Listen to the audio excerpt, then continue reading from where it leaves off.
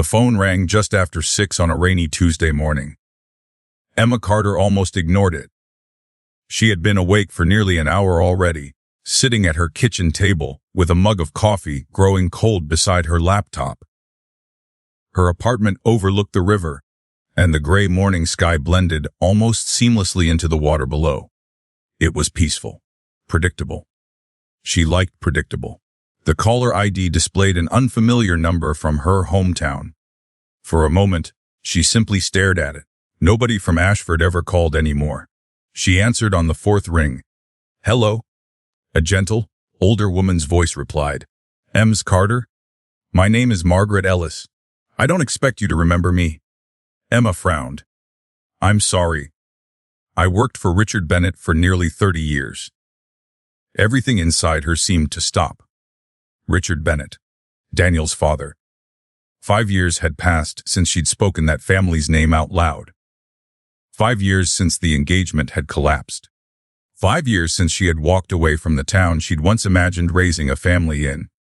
She closed her eyes. "I remember you," Emma answered quietly. "You were Richard's executive assistant." Margaret sounded relieved. "I'm glad." A long silence settled between them before Margaret finally continued. "I'm afraid I have difficult news."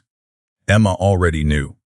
Somehow, before Margaret even said the words, she knew. Richard passed away Sunday evening.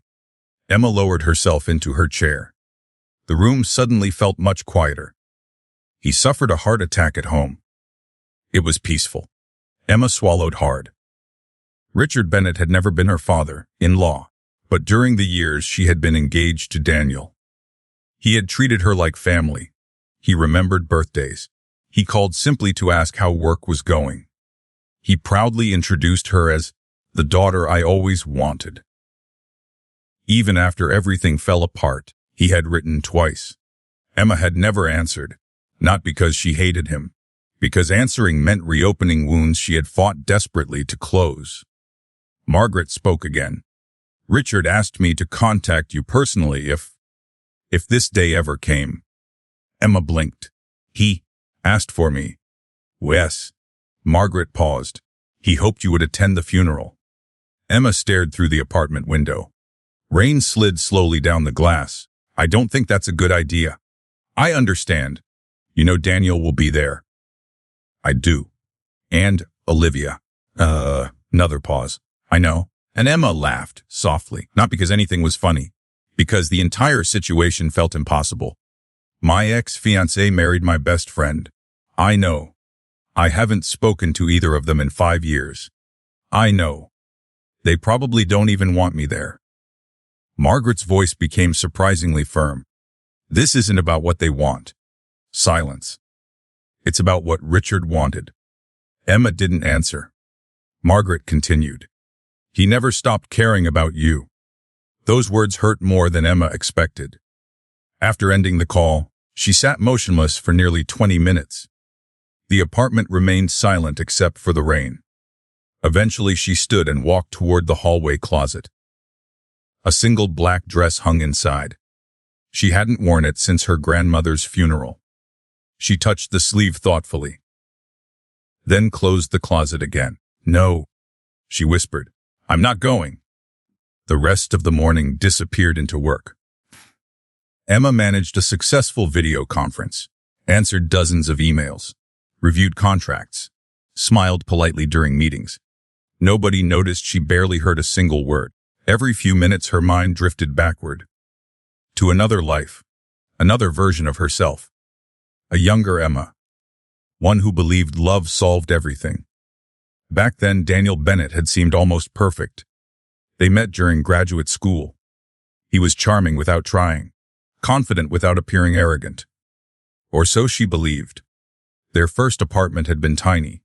Their furniture rarely matched. They laughed whenever the heater stopped working.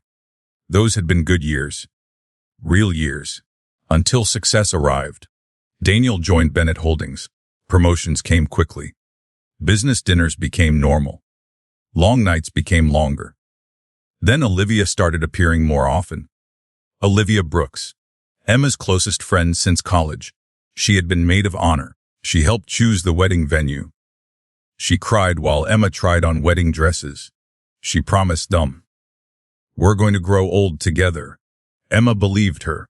Completely. Sometimes betrayal isn't full because someone lies. It's painful because you never imagined they could. Everything changed 3 months before the wedding. Emma still remembered opening Daniel's office door unexpectedly. She hadn't planned to surprise him. She had simply forgotten her phone. Instead, she found Daniel and Olivia kissing. Neither noticed her immediately. The image never left. Not once. Even 5 years later, Emma quietly closed the office door, walked back to her car, drove home, packed 2 suitcases, removed her engagement ring, left it on the kitchen counter, and disappeared before sunrise. No screaming. No dramatic confrontation. Nothing. She simply left. The wedding never happened. Within a year, Daniel and Olivia married each other. Emma heard through mutual acquaintances. She didn't attend. She didn't send congratulations. She erased every photograph she owned. Or at least, she tried. By late afternoon, the rain had finally stopped. Emma wandered into a nearby bookstore. Reading always settled her mind. She browsed the history section without seeing a single title. Richard's face kept returning. Not Daniel's. Not Olivia's. Richard's. The man who once told her, "Character isn't measured when life is easy. It's measured when someone gives you every reason to become bitter." She smiled despite herself. He had always spoken that way. Quietly. Deliberately. As though every sentence deserved consideration. She remembered Christmas dinners where Richard insisted everyone help wash dishes. Board games after Thanksgiving. The afternoon he taught neighborhood children how to plant maple trees. He had been wealthy. But he never acted important. Emma suddenly realized something. If she skipped the funeral off, she wouldn't be avoiding Daniel. She would be saying goodbye to Richard by staying home.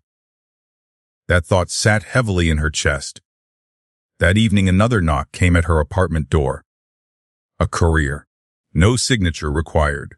Inside was a small cream-colored envelope. Emma immediately recognized the handwriting. Richard Bennett. The envelope had clearly been prepared before his death. With trembling hands, she opened it. Inside was only one card. "Emma, if you're reading this, then Margaret found you. I'm asking for one final favor. Please come. Not for Daniel. Not for my family. For me. Some things need to be put right." Richard. Emma read those words 3 times. Then a 4th. She carefully folded the note, placed it back inside, walked once more toward the hallway closet.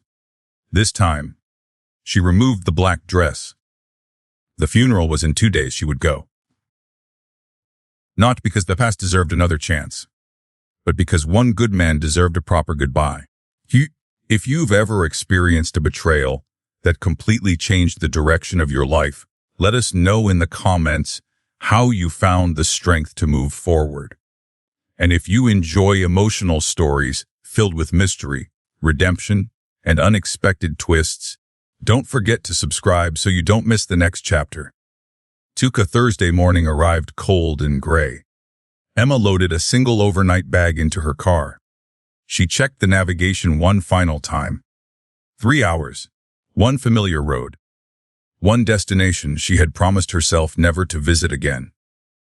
As the city disappeared behind her, memories returned with every mile. The old coffee shop where she and Olivia spent Saturday mornings. The park where Daniel proposed. The bridge they crossed every Christmas. Nothing had changed. Except her. She wasn't the frightened woman who had driven away before sunrise 5 years earlier. She had built a career. Built a quiet life. Learned to trust herself again. But some scars never truly vanished. They simply stopped bleeding. The church steeple finally appeared above the trees. Emma slowed the car. Luxury vehicles already lined both sides of the road. Black umbrellas moved quietly across the parking lot. She switched off the engine. For several seconds, she couldn't move. Her hands rested tightly on the steering wheel. One deep breath. Then another. Finally, She stepped out into the cool morning air. The church bells began to ring. Somewhere inside, Daniel Bennett was preparing to bury his father, and neither of them had any idea that Richard Bennett's final wish was about to bring the past crashing back into both of their lives. Emma stood beside her car for a long moment, listening to the church bells echo across the cemetery. 5 years. It was amazing how a place could remain almost unchanged while the people who once belonged there became strangers. She adjusted the collar of her black coat, smoothed the front of her dress, and started walking toward the church. Every step felt heavier than the last. The gravel crunched beneath her boots. Small groups of mourners stood quietly together, speaking in hushed voices. A few glanced in her direction before doing double takes. Some recognized her immediately. Others whispered to one another. Emma pretended not to notice. She hadn't come for them. She'd come for Richard. As she reached the church entrance, a familiar voice stopped her. Emma. She turned. Standing near the stone steps was an older man with silver hair and kind eyes. For a second she couldn't place him. Then it clicked. Pastor Wilson. He smiled warmly. I wasn't sure it was you. It's been a long time. Far too long.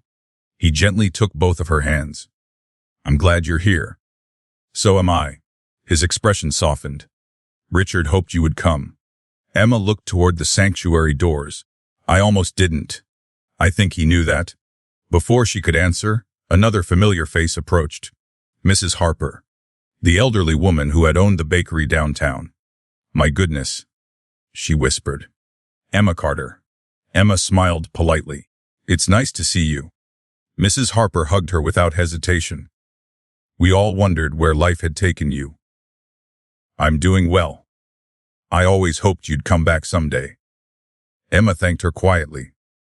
The conversation lasted less than a minute, but it reminded her of something she'd forgotten. Not everyone in this town had chosen sides. Many people had simply watched two young lives fall apart. Inside, the church looked exactly as she remembered. Sunlight filtered through colorful stained glass windows. White lilies surrounded Richard Bennett's casket. Soft piano music drifted through the sanctuary. Emma paused. A large framed photograph stood beside the altar. Richard was smiling. The same warm smile he'd worn every Christmas dinner. She felt tears threatening again. You always did hate being the center of attention, she whispered under her breath. She picked up a memorial program. Richard Bennett, beloved father, businessman, mentor, friend. Emma thought the order should have been different. Friend belonged first. She quietly slipped into a pew near the back. Only then did she see them. Daniel. He sat in the front row wearing a perfectly tailored black suit. From behind, he looked almost identical to the man she'd once planned to marry. Until he slightly turned his head. There were new lines around his eyes. His shoulders seemed heavier. He looked older than 35. Life hadn't been especially gentle with him. Beside him sat Olivia.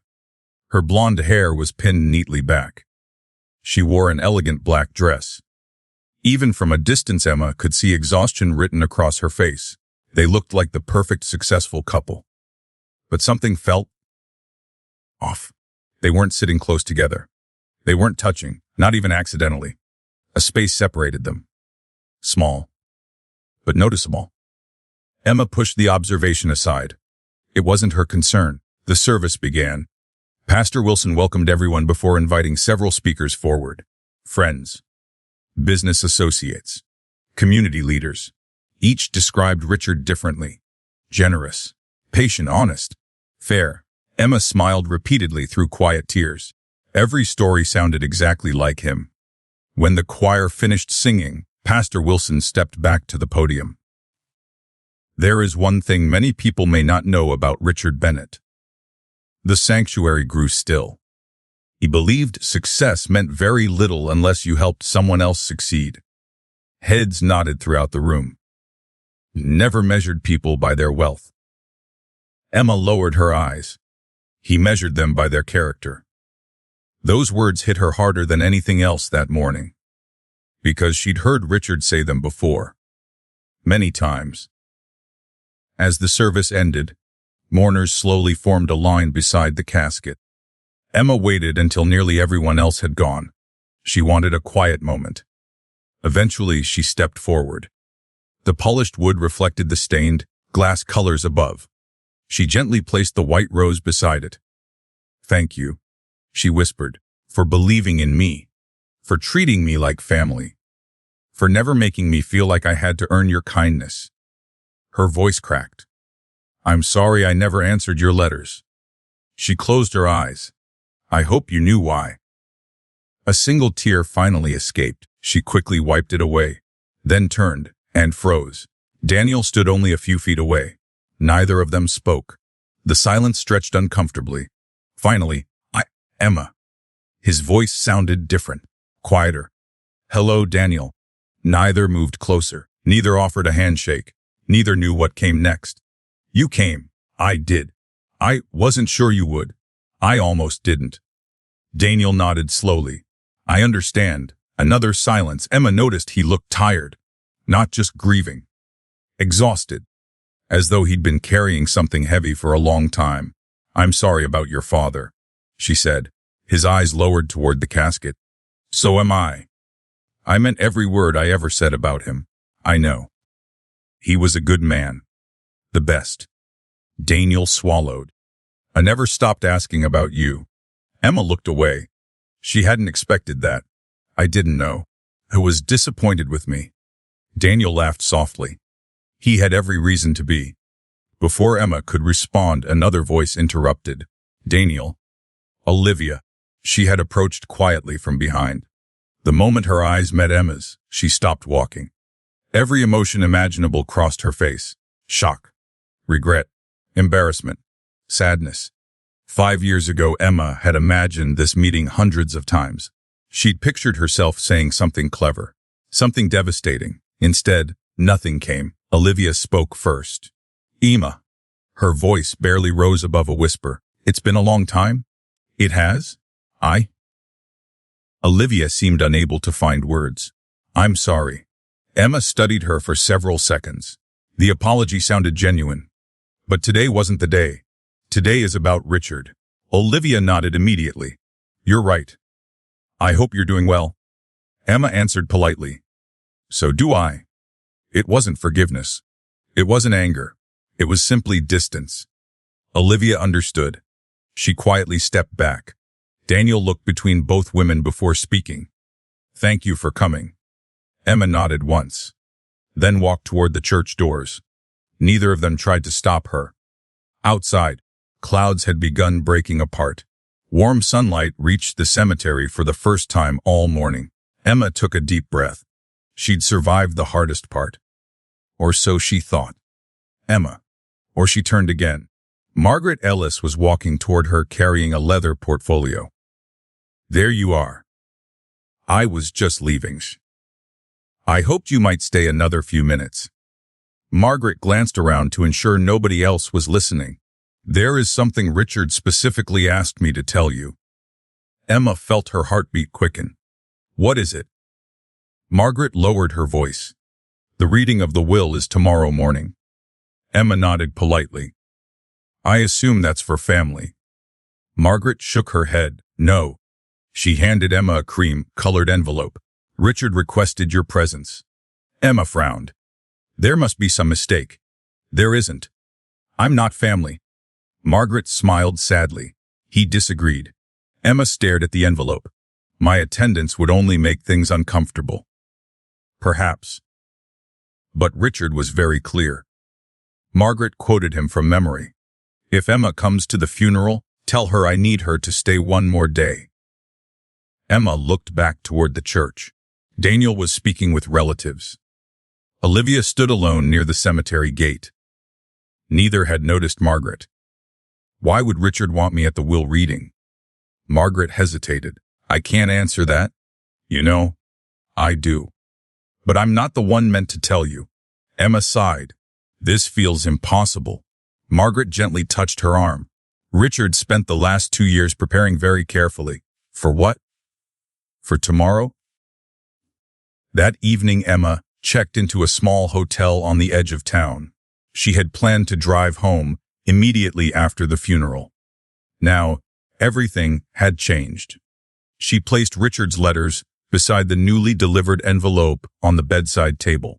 Neither had prepared her for this. She opened the second envelope. Inside was a simple invitation. Reading of the estate of Richard Bennett, tomorrow.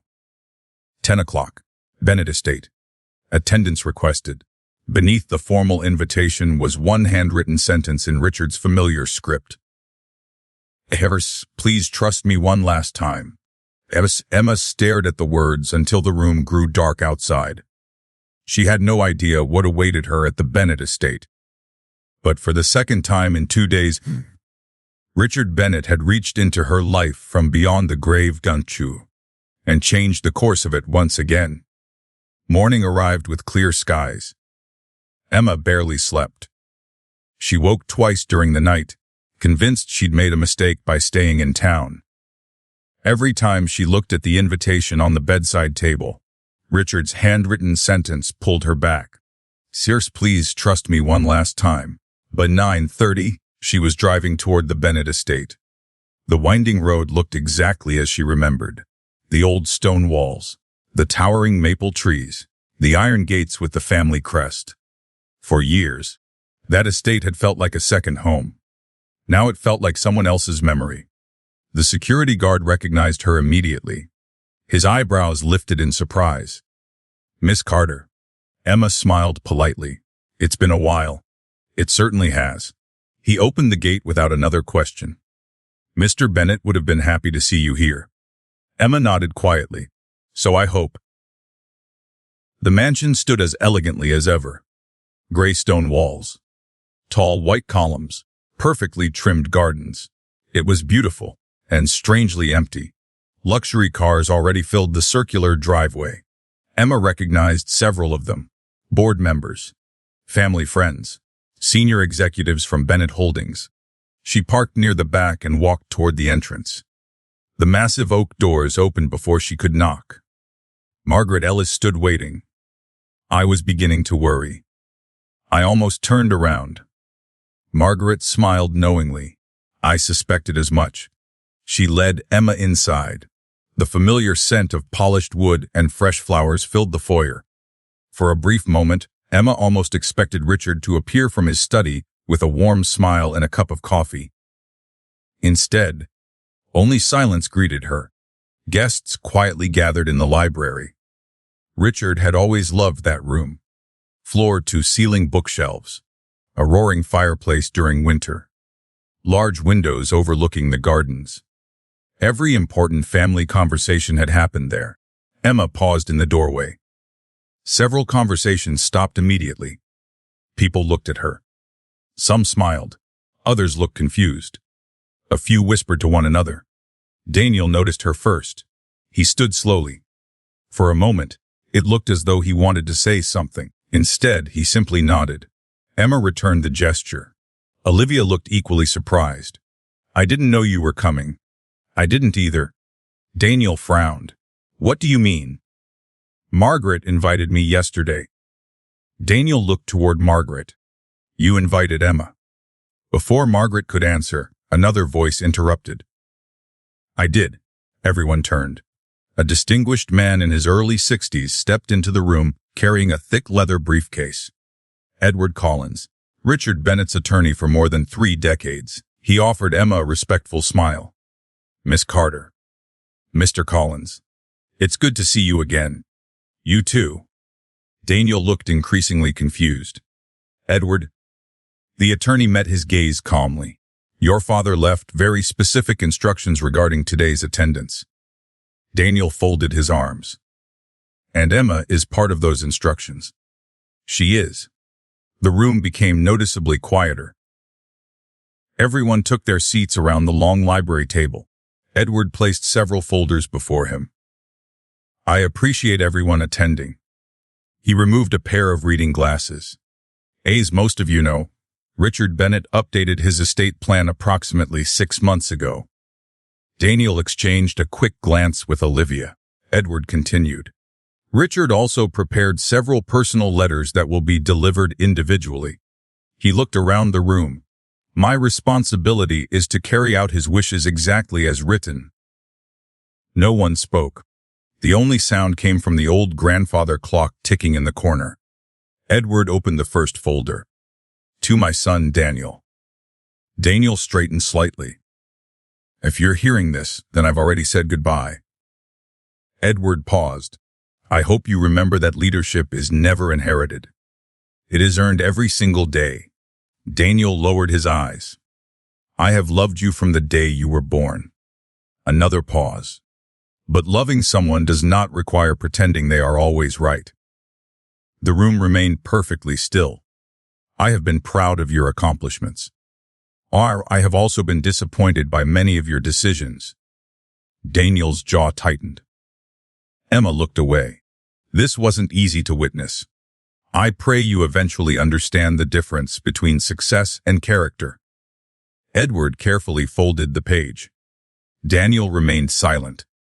Next came several personal bequests to relatives, charities, and longtime employees. Richard had remembered everyone. The groundskeeper, his longtime chauffeur, scholarship funds, the local children's hospital, exactly the kind of generosity Emma expected. Then Edward reached another envelope. His expression changed. This next instruction is somewhat unusual. Several people leaned forward. It concerns Miss Emma Carter. The room instantly became silent. Emma looked up. Daniel slowly turned toward her. Olivia stared openly. Edward cleared his throat. Richard wrote, Emma, if you're sitting in this room, then you honored my final request. Emma felt tears beginning to gather. Thank you. There are people who enter our lives because they share our name. Others become family because they share our values. You were always the second kind. Emma blinked several times. She hadn't expected this. Not in front of everyone. Edward continued reading. You never stopped being family to me. Across the table, Daniel quietly closed his eyes. When you left 5 years ago, I understood why. I only regret that I lacked the courage to tell you so. And Emma felt every pair of eyes in the room, but all she could hear was Richard's voice. For that silence, I am deeply sorry. Edward looked toward Emma. He signed that page separately. Emma nodded, unable to speak. Edward opened another document. Richard has also left Miss Carter a personal inheritance. The room stiffened. Daniel looked up sharply. Olivia's eyes widened. Edward continued calmly. Richard's private lakeside cabin. Murmurs spread through the room, and every document stored inside its secure office. More whispers. In addition, Edward adjusted another page. A personal investment account established in Emma Carter's name. Emma immediately raised her hand. There has to be a mistake. There isn't. I can't accept that. Edward smiled gently. I was instructed you would probably say exactly that. Several people gave quiet, surprised smiles. Edward found another note. Emma, if you refuse this gift, you'll only make an old man argue from beyond the grave. A few people quietly laughed. Even Daniel smiled for the first time that morning. Please don't refuse. None of this is payment. It is trust. Emma lowered her head. Richard always knew exactly how to persuade her. Then everything changed. Daniel finally spoke. This doesn't make sense. Edward looked toward him. My father never discussed this. No. He chose not to. Daniel glanced toward Emma. Why would he leave company documents to someone who hasn't been part of this family for years? Edward answered without emotion. Because he believed she was the right person to receive them. Daniel frowned. What does that mean? I'm afraid I cannot elaborate. Daniel's voice grew firmer. There has to be a reason. There is. What is it? Edward slowly closed the folder. Richard instructed that Miss Carter receive those answers privately. The tension inside the library became almost unbearable. Emma spoke quietly. I don't need any answers. Edward turned toward her. I'm afraid Richard disagreed. The reading continued. Most of Richard's estate remained with Daniel. His home, his shares in Bennett Holdings, family heirlooms, everything appeared straightforward. Until the final page, Edward removed it carefully. There is one final condition. Daniel looked up. In order to receive full control of Bennett Holdings, he paused. Certain obligations must first be fulfilled. Daniel frowned. What obligations? Edward read directly from the document. My son will assume permanent control of Bennett Holdings only after the independent review I requested has been completed. The board members exchanged puzzled looks. Daniel looked equally confused. Independent review. Edward nodded. Your father ordered a complete financial audit before his passing. I wasn't aware of that. Numpo. Edward's expression remained neutral. Very few people were. Daniel looked around the room. What exactly are we reviewing? Edward closed the folder. That information will be discussed separately. Emma noticed something unexpected. Victor Hayes, the company's longtime chief financial officer. Until that moment, he'd appeared completely relaxed. Now, for the first time all morning, his confident expression disappeared. Only for a second, but Emma caught it. A brief tightening around his eyes. A subtle shift in posture. Almost concern. The moment passed quickly. Victor smiled again. Yet something about it felt rehearsed. Emma couldn't explain why. She simply remembered it. As people began standing to leave, conversations erupted throughout the room. Everyone seemed confused. Emma remained seated. She wasn't thinking about the cabin or the investment account. She was thinking about Richard's words. Ash, it is trust. Ash. Margaret approached quietly. Would you come with me? Emma nodded. Margaret led her away from the library, down the familiar hallway, and stopped outside Richard's private study. The door remained closed. Margaret handed Emma a brass key. He asked me to give you this. Emma stared at it. The study? Margaret smiled softly. Not exactly. What does it open? Margaret looked toward the window overlooking the lake. The cabin. Emma slowly wrapped her fingers around the key.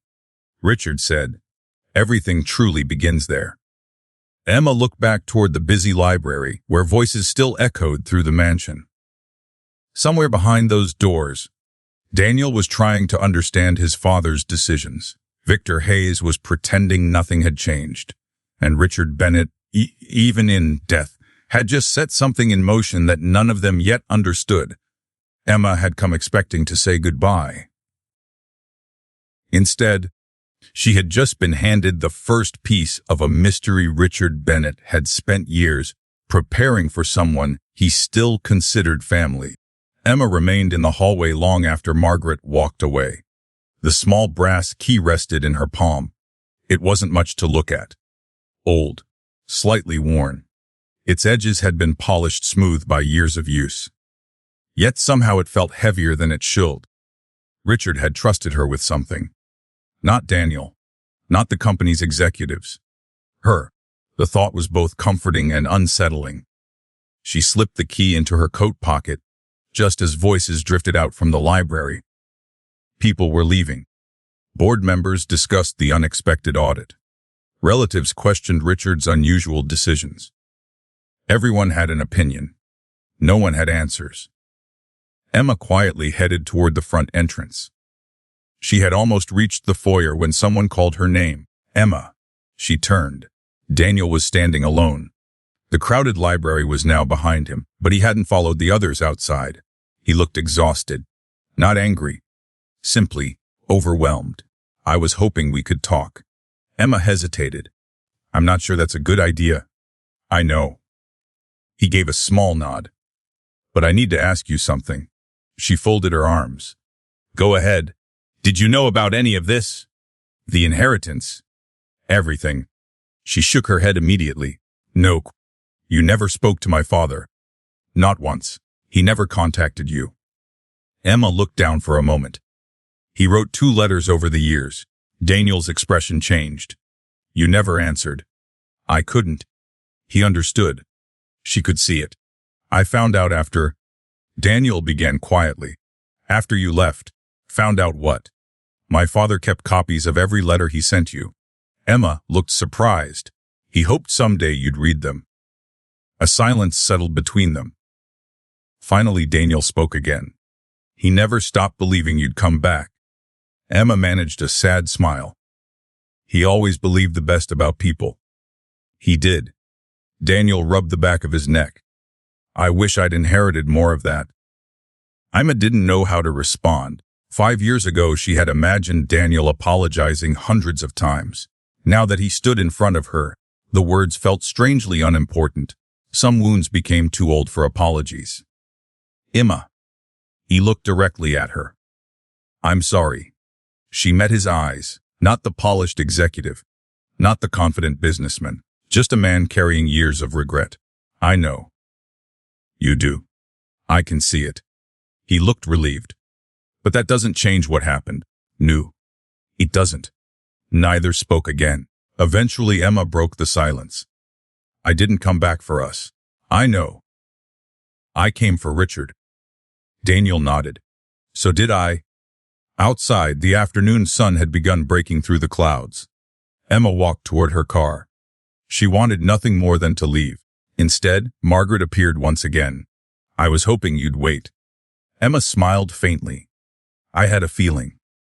Margaret held another envelope. This one was thicker. Unlike the others, it wasn't sealed. It belonged inside the cabin. Emma accepted it carefully. What is it?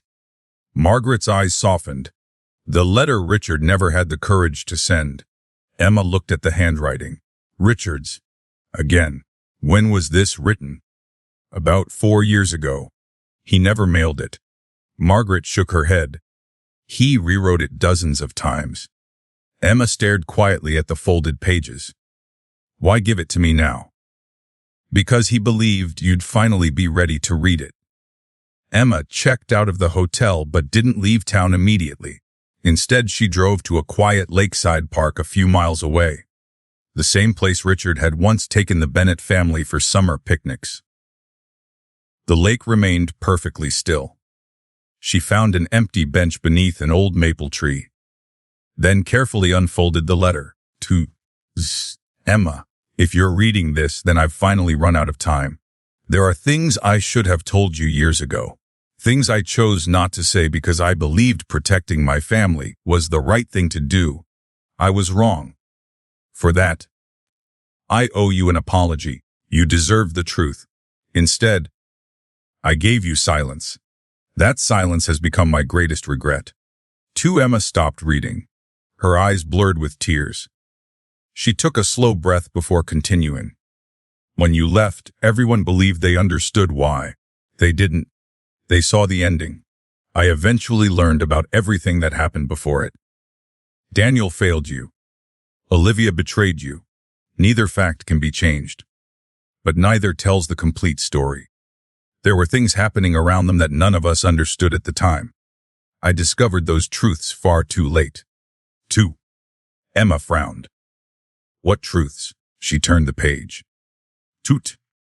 At first I believed the affair was exactly what it appeared to be, a terrible choice made by two people I loved. Perhaps that is partly true. But over time I began noticing conversations, decisions, coincidences, that refused to make sense. People benefited from your leaving. Far more than you ever realized. Emma sat upright. The breeze gently moved the pages. Her heartbeat quickened. The company changed after you were gone. Not immediately. Slowly, quite almost invisibly. By the time I recognized what was happening, someone had already built an empire inside my own business. Someone I trusted completely. Someone who wanted my family divided. Divided people stop asking questions. They become easier to manipulate. Emma reread the paragraph. Twice. Richard wasn't saying Daniel and Olivia were innocent. He wasn't excusing them. He was saying something else had been happening at the same time. Something hidden. You are probably wondering why I never confronted that person. I tried. Carefully, quietly. I needed proof before making accusations that could destroy hundreds of innocent employees. Every month I came closer. Every month the evidence disappeared. Whoever I was investigating remained one step ahead. Emma slowly looked across the lake. Richard had spent years investigating someone, without telling anyone, not even Daniel. She continued reading. 2. If my fears are correct, the evidence I collected will survive me. That is why I left you the cabin. Not because of sentiment, because I trust your judgment more than almost anyone I have ever known. You see people clearly. You always have, even when those people disappoint you. Especially then. 2. Emma closed her eyes. Richard hadn't chosen her because she was family. He had chosen her because he trusted her character. That realization felt almost overwhelming. There is one more thing. Do not allow revenge to guide your decisions. You have every reason to hate Daniel. You have every reason to hate Olivia. Perhaps you always will. But hatred clouds judgment. Justice requires clear eyes. If you choose to continue what I started, promise yourself that you will seek the truth. Not punishment. The truth will punish the guilty on its own. Emma wiped another tear away. Richard still sounded like himself. Teaching, guiding, believing. Even now, the final page contained only a few lines. There is a key. You already have it. Inside the cabin you will find my study exactly as I left it. Everything begins there. Trust no one completely, not even the people you believe you know best. Goodbye, Emma, and thank you for reminding me that family is chosen as often as it is born. Emma slowly folded the letter. She couldn't move. The lake remained perfectly calm. Birds skimmed across the surface. Somewhere nearby, children laughed in the distance. Life continued. Yet her world had shifted again. This wasn't simply an inheritance. Richard had left her a responsibility. A responsibility she wasn't sure she wanted. Late that afternoon, Emma sat inside a small coffee shop overlooking the town square. Richard's letter rested inside her handbag. She ordered coffee but barely touched it. Her thoughts kept circling the same question. Who had benefited from her leaving? She remembered the months before the wedding. Daniel had been constantly distracted. Executives called him late at night. Meetings appeared out of nowhere. Olivia often complained that Daniel seemed stressed. At the time, Emma assumed it was normal. Now she wasn't so certain. A familiar voice interrupted her thoughts. Mind if I sit down? Emma looked up. Charles Monroe stood beside the table. Richard's longtime financial advisor. She recognized him immediately from the will reading. I hope I'm not interrupting. No. She gestured toward the empty chair. Please. Charles sat carefully. I imagine today raised more questions than answers. That's one way to describe it. He smiled gently. Richard had a habit of thinking several moves ahead. You knew about the cabin. Charles nodded. I knew it existed, but not what was inside. No. Emma studied him for a moment. Did Richard trust you? With my life. Then why didn't he leave everything to you? Charles smiled sadly. Because he needed someone who wasn't already inside the company. And Emma frowned. What do you mean? Charles leaned forward slightly. Richard believed someone within Bennett Holdings had been manipulating financial records for years. Emma remained silent. I helped him verify some irregularities. Did you find out who? Knew. But Richard believed he was getting close. Emma remembered the letter. Every month the evidence disappeared. She asked quietly. Did he ever tell you why he chose me? Charles looked at her with complete certainty. Yes. Emma waited. He said, you were the only person he knew who would choose the truth even if it hurt someone you loved. Emma didn't answer. She wasn't sure she deserved that kind of faith. Charles stood. If you decide to visit the cabin. He reached into his jacket and placed a small folded map on the table. Take the old service road. Emma looked at it. Why? The front entrance hasn't been used in years. He smiled. And Richard always preferred the scenic route. As Charles walked away, Emma unfolded the map. A narrow road wound through woods toward the lake. At its end, a small red circle surrounded a single word. Cabin. Emma realized there was no turning back now. Richard had left breadcrumbs for only one person to follow. And tomorrow, she would unlock the first door. The next morning arrived wrapped in a thin blanket of fog. Emma left the hotel before sunrise. The town was still asleep. Streetlights cast long reflections across the damp pavement as she followed Charles Monroe's hand, drawn map toward the northern edge of the lake. The familiar roads slowly disappeared. Paved streets became gravel. Gravel became a narrow dirt path winding through dense pine trees. Richard had always loved this part of the county. He once told her the lake reminded him that the world moved at its own pace. "You can't rush nature," he had said, "and you can't rush the truth." At the time, Emma thought he was simply sharing another one of his thoughtful observations. Now those words felt like instructions. The old cabin finally came into view. It sat alone on a gentle hill overlooking the lake. The structure was modest compared to the Bennett estate. Stone chimney, dark cedar siding, a wide wooden porch facing the water. It looked less like the retreat of a wealthy businessman and more like the home of someone seeking peace. Emma parked beneath a towering pine tree. For several seconds, she simply admired the quiet beauty of the place. Richard had spoken about the cabin countless times. He called it his thinking place. Whenever difficult decisions needed to be made, this was where he came.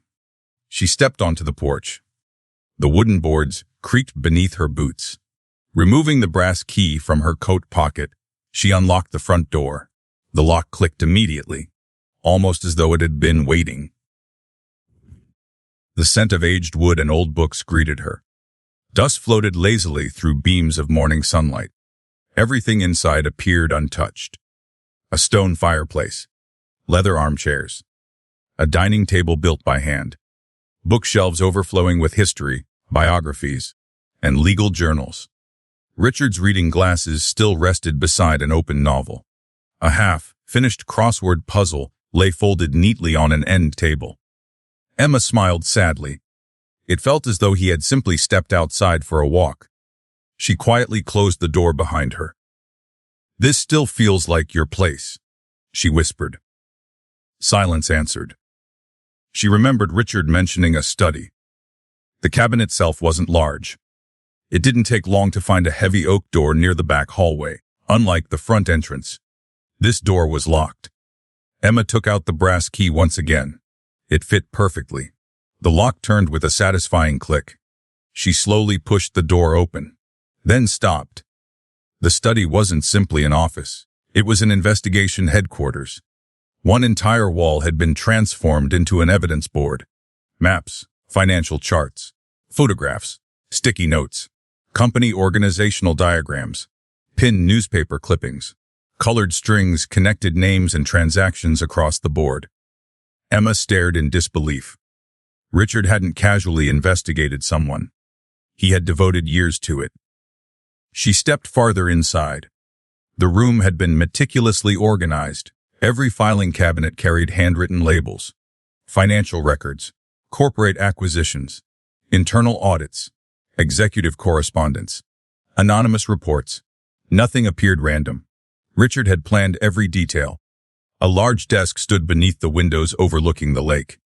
At its center rested a single sealed envelope. Her name was written across the front. Emma. She carefully opened it. Inside was another handwritten note. "If you've reached this room, then you've already decided not to walk away. I hoped you would. Start with cabinet 3, top drawer. Everything else will make sense afterward." Richard, to Emma, folded the note and turned in toward the filing cabinets. Cabinet 3. Top drawer. She pulled it open. Inside were dozens of neatly arranged folders. The first one immediately caught her attention. Var's personal timeline. She carried it to the desk. The first page contained a detailed timeline covering nearly 7 years. Company mergers, executive promotions, board meetings, major contracts. Everything had been carefully documented. Then one date stood out. The September 14th, the day Emma had discovered Daniel and Olivia together. Richard had circled it in red ink. Beside it he had written only 4 words. If everything changed here. Doc Sex. Emma frowned. Why would her broken engagement appear inside a corporate investigation? She continued reading. The next several pages listed major decisions made at Bennett Holdings after she left. New contracts, leadership changes, budget reallocations, promotions. The company had expanded aggressively, much more aggressively than Richard apparently wanted. She turned another page. There, a name appeared repeatedly. Victor Hayes, Chief Financial Officer. Almost every major financial decision eventually traced back to Victor. Emma leaned back. That alone proved nothing. Victor had always handled the company's finances. Of course his name appeared everywhere. Still, Richard clearly believed the pattern mattered. Another folder contained internal audit reports. At first glance, everything appeared normal. Balanced accounts, healthy profits, strong investments. Then Emma noticed handwritten notes in Richard's familiar script. Your original document missing. Dazer's signature inconsistent. Basins Azer's verify authorization. Guessing nearly every questionable transaction had been marked. Someone had altered records. Not dramatically. Small changes. Tiny adjustments. Amounts few people would question. Over years, those small adjustments became millions. Emma slowly closed the folder. Someone inside Bennett Holdings wasn't simply stealing. They were patient. Extremely patient. Her phone buzzed. Margaret. Emma answered. Hello? I wanted to check on you. I'm at the cabin. I thought you might be. Emma glanced around the study. You knew about this room. I knew Richard spent time there. But not everything inside. Knew. Margaret paused. How much have you found? Enough to realize Richard wasn't imagining things. Margaret sounded relieved. He worried people would dismiss him. Did he ever tell Daniel? He tried. Emma looked surprised. What happened? Daniel believed the company was simply becoming more successful. Emma frowned. He thought his father was worrying too much. I believe that's fair. Emma sighed. So Richard stopped talking. He stopped talking to almost everyone. After ending the call, Emma returned to the evidence wall. This time she studied the photographs, executives, board members, outside consultants, legal advisors. Richard hadn't accused anyone directly. Instead, he had asked questions. Who approved this? Who benefited? Who knew? Why now? Every question pointed somewhere, but nowhere completely, until one photograph caught Emma's attention. It wasn't Victor Hayes. It was Daniel. Richard had pinned Daniel's photograph near the center. Not as a suspect, as a victim. Written beneath the picture were 7 words. Durs doesn't realize he's being manipulated. And Emma stared at the note. Victim. Richard believed someone had been using Daniel. Not working with him. That changed everything. A soft knock echoed from the front door. Emma immediately froze. Nobody knew she was here. Or so she thought. She quietly closed the study door. The knock came again. This time louder. Emma walked cautiously through the cabin. Looking through the front window, she recognized the visitor. Charles Monroe. She opened the door. I hope I'm not interrupting. I wasn't expecting anyone. Charles smiled apologetically. I brought lunch. Only then did Emma notice the paper bag in his hands. I remember Richard forgetting to eat whenever he worked up here. Emma laughed softly. He sounds familiar. He was. Charles stepped inside. His eyes wandered around the cabin. I haven't been here in almost 4 years. It's exactly as he left it. I hoped it would be. And Emma poured coffee while Charles unpacked sandwiches onto the dining table. For several minutes neither spoke. Finally Emma asked, did Richard trust Victor Hayes? Charles became very still. Why do you ask? His name appears everywhere. Charles slowly nodded. It usually does. Did you trust him?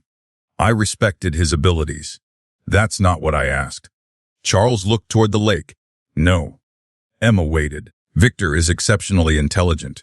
So was Richard. Less. But Richard built relationships. And Victor.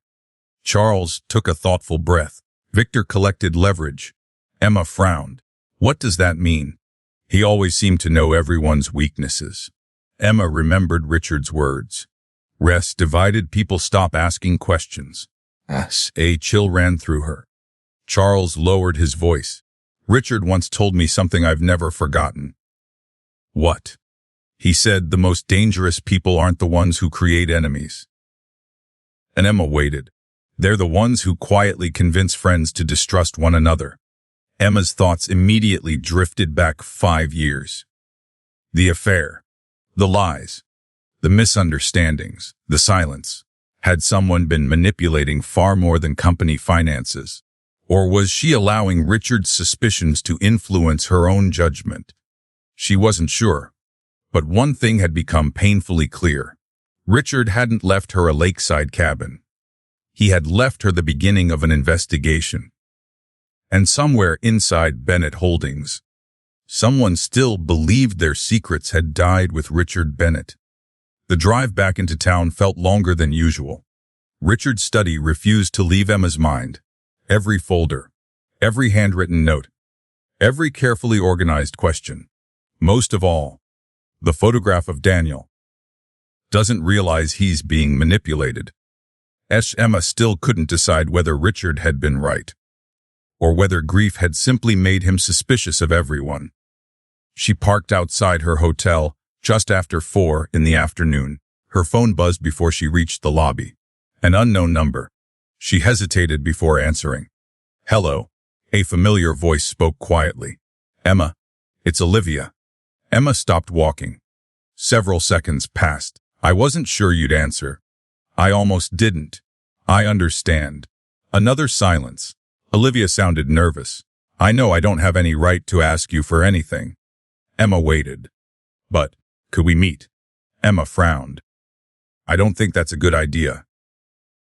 I wouldn't ask if it wasn't important. What is it? I'd rather tell you in person. Emma looked across the street toward the busy downtown square. I don't know. I promise this isn't about reopening old wounds. Oh, Emma almost laughed. Olivia, that's impossible. I know. Her voice cracked slightly. But please. Emma closed her eyes. Richard's letter echoed in her thoughts. Ask and seek the truth, and not revenge. The truth. When? There's a small botanical cafe near Riverside Park. I remember it. 6 o'clock. Emma hesitated, then quietly answered, I'll be there. The cafe hadn't changed. Glass walls overlooked beautifully maintained gardens. Small fountains filled the air with the gentle sound of flowing water. Years earlier, Emma and Olivia had spent countless Saturday afternoons there. Planning vacations. Talking about work. Laughing over coffee. Today, neither woman smiled as Emma approached the table. Olivia stood. You look well. So, do you? It wasn't entirely true. Olivia looked elegant, beautiful, perfectly dressed. But she also looked exhausted.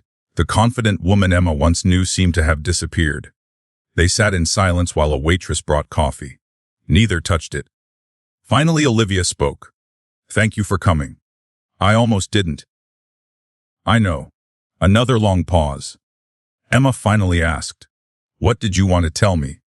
Olivia looked down at her hands. I've practiced this conversation 100 times. And I still don't know where to begin. The truth usually works. Olivia gave a sad smile. You always did say that. Emma remained silent. Olivia slowly took a breath. I'm sorry. Emma looked at her. I know saying those words isn't enough. No, Bo. It never will be. No. I destroyed our friendship. Yes. I betrayed you. Yes. I've hated myself for it. Emma studied her face. There was no defensiveness, no excuses, only regret. What happened? Emma asked quietly. Olivia blinked. You mean, back then? Yes. I've spent 5 years trying to understand how everything fell apart. Olivia stared through the cafe window. It didn't happen all at once. Emma listened carefully. It started with little things. What little things? Comments? Emma frowned. Comments? Olivia nodded. People telling me you and Daniel argued all the time. We didn't. I know that now. I leaned forward slightly. Who told you? Olivia looked uncertain. I honestly can't remember. Try. There were different people. From where? The company. Emma's attention sharpened. Executives. Employees. What did they say? Olivia sighed. They'd mentioned that Daniel was staying late because things weren't good at home. Emma shook her head. He stayed late because the company was expanding. I know. But at the time, Olivia's eyes filled with tears. I believed them. Emma remained quiet. Olivia continued. Then people started telling me you were thinking about postponing the wedding. I never said that. I know. But someone kept repeating it. Emma remembered Richard's investigation. Says divided people stop asking questions. As a cold feeling settled in her stomach. Olivia looked ashamed. I should have talked to you. You should have. I didn't. No. I convinced myself I already knew the truth. Emma wrapped both hands around her untouched coffee. What about Daniel? Olivia closed her eyes. He believed things too. What things?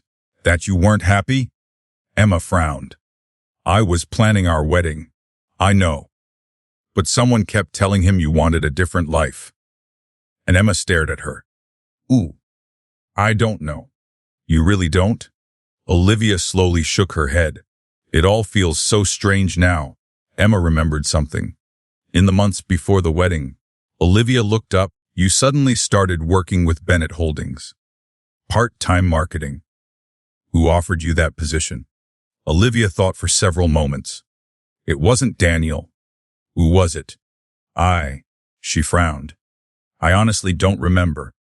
Emma waited patiently. Then Olivia whispered, Victor. Emma felt her heartbeat quicken. Victor Hayes. Olivia nodded slowly. He said the company needed outside marketing support. Emma carefully kept her expression neutral. What happened after you started there? I saw Daniel every day. Emma nodded. And we became friends again. You'd already been friends. I mean closer. Olivia looked embarrassed. It happened gradually. Emma asked the question she had avoided for 5 years. Did you love him? Olivia didn't answer immediately. Finally, I thought I did. And now, a tear rolled down Olivia's cheek. I don't know if I ever loved him. She swallowed hard. Or if I simply convinced myself I did. The words hung between them. Emma didn't know what to say. Nothing about this conversation matched the story she'd been telling herself for 5 years. Olivia wiped her eyes. You probably think I'm trying to avoid responsibility. I don't know what to think. I deserve that. Olivia reached into her handbag. There was something else. She placed a folded photograph on the table. Emma looked down. It showed Richard Bennett standing beside Olivia during a company charity event. Richard wasn't smiling. He looked concerned. Why are you showing me this? Olivia turned the picture over. Written on the back in Richard's handwriting were 6 words. Please don't stop asking questions. Emma stared at it. When did he give you this? The week before he died. He met with you. Olivia nodded. He asked me whether I'd ever felt like people were quietly encouraging me to distrust others. Emma looked up sharply. What did you tell him? The truth. What was that? Olivia took a shaky breath. I said yes. Emma's pulse quickened. Woo. I couldn't answer. You didn't know. No. Olivia looked frustrated. It sounds ridiculous. Emma didn't interrupt. I kept remembering conversations. About what? Someone would mention you. Emma waited. They'd say things like, Olivia frowned, trying to remember. Emma doesn't really understand Daniel's career. Emma thinks you're too involved with the company. Emma said, you shouldn't be around Daniel so much. Olivia looked miserable. I never questioned any of it. Emma quietly asked, did you ever hear those things directly from me? No, but I believed them anyway. Emma looked out toward the gardens. Someone had spent months planting doubt, tiny pieces, small enough to seem harmless, until trust disappeared completely. Richard had been right. Division rarely happened overnight. It was cultivated, patiently, carefully. There's something else, Olivia said softly. Emma turned back. My marriage isn't what everyone thinks. Emma remained silent. We haven't been happy for a long time. I'm sorry. I deserve that too. Oh, Olivia smiled sadly. It isn't about punishment. She looked down at her wedding ring. We barely talk. Emma remembered the funeral, the distance between them, the silence. No children. Olivia shook her head. We kept waiting until life settled down. It never did. Another quiet moment passed. I don't hate Daniel. Olivia spoke almost to herself. I don't even know if I hate myself anymore. Emma watched her carefully. What do you hate? Olivia answered without hesitation. The woman I became. As the sun began setting over the gardens, both women stood. Neither attempted a hug. Neither expected forgiveness. But something had changed.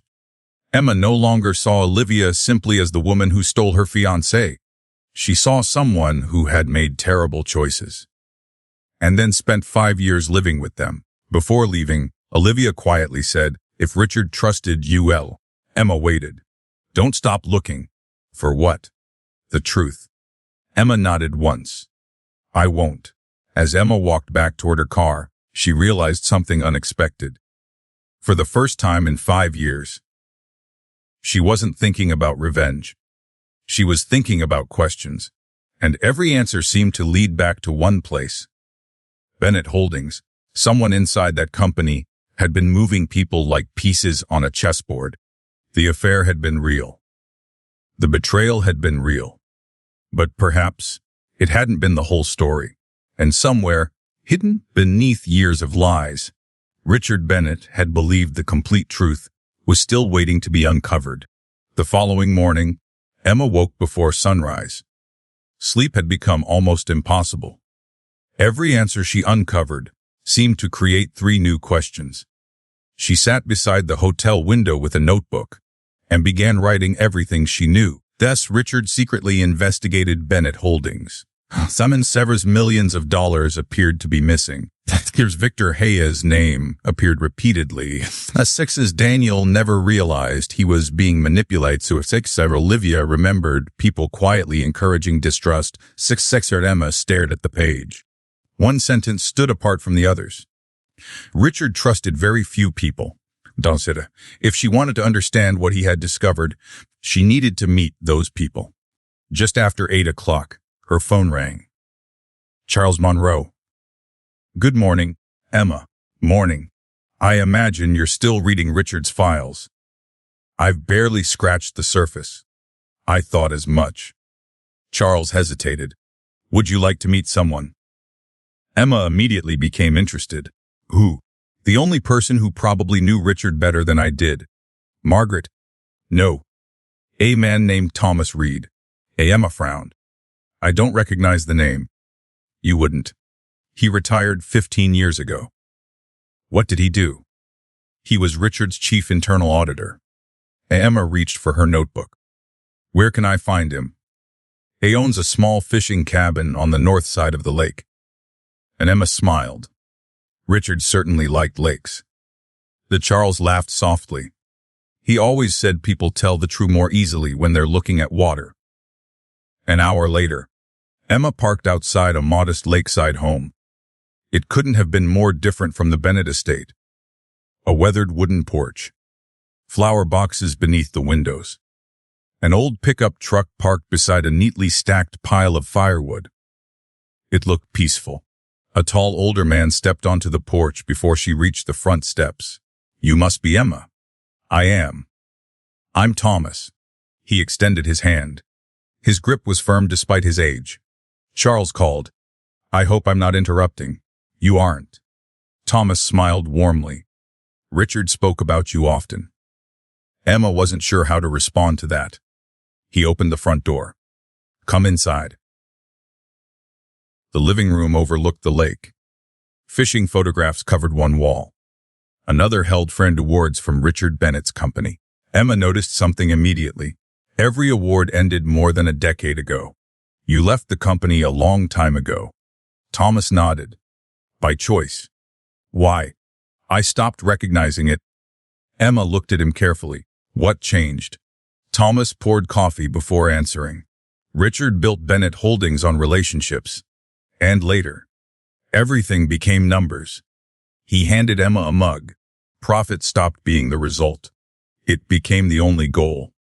Emma remembered Daniel's endless late nights. The expansion. The constant pressure. Did Richard agree with that direction? Thomas slowly shook his head. He fought it. Did he lose? For a while. Emma removed her notebook. "I've been reading Richard's investigation." Thomas's expression became serious. "So you found the study?" "I did." He finally trusted someone enough. Emma leaned forward. "Did you know what he was investigating?" "I knew pieces." "What pieces?" Thomas walked to a bookshelf and removed a thick binder. "I kept copies." Emma looked surprised. "Copies of what?"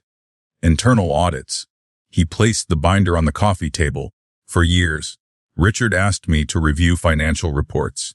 Emma opened the binder. Every page contained detailed notes. Most were ordinary. Some were marked with bright red tabs. Thomas pointed toward one section. "Those." Emma flipped through them. Every tab highlighted a transaction approved without proper documentation. Another showed vendor payments routed through unfamiliar companies. Another revealed contracts awarded without competitive bidding. Emma looked up. "These aren't small mistakes." "No. They're deliberate." Thomas nodded.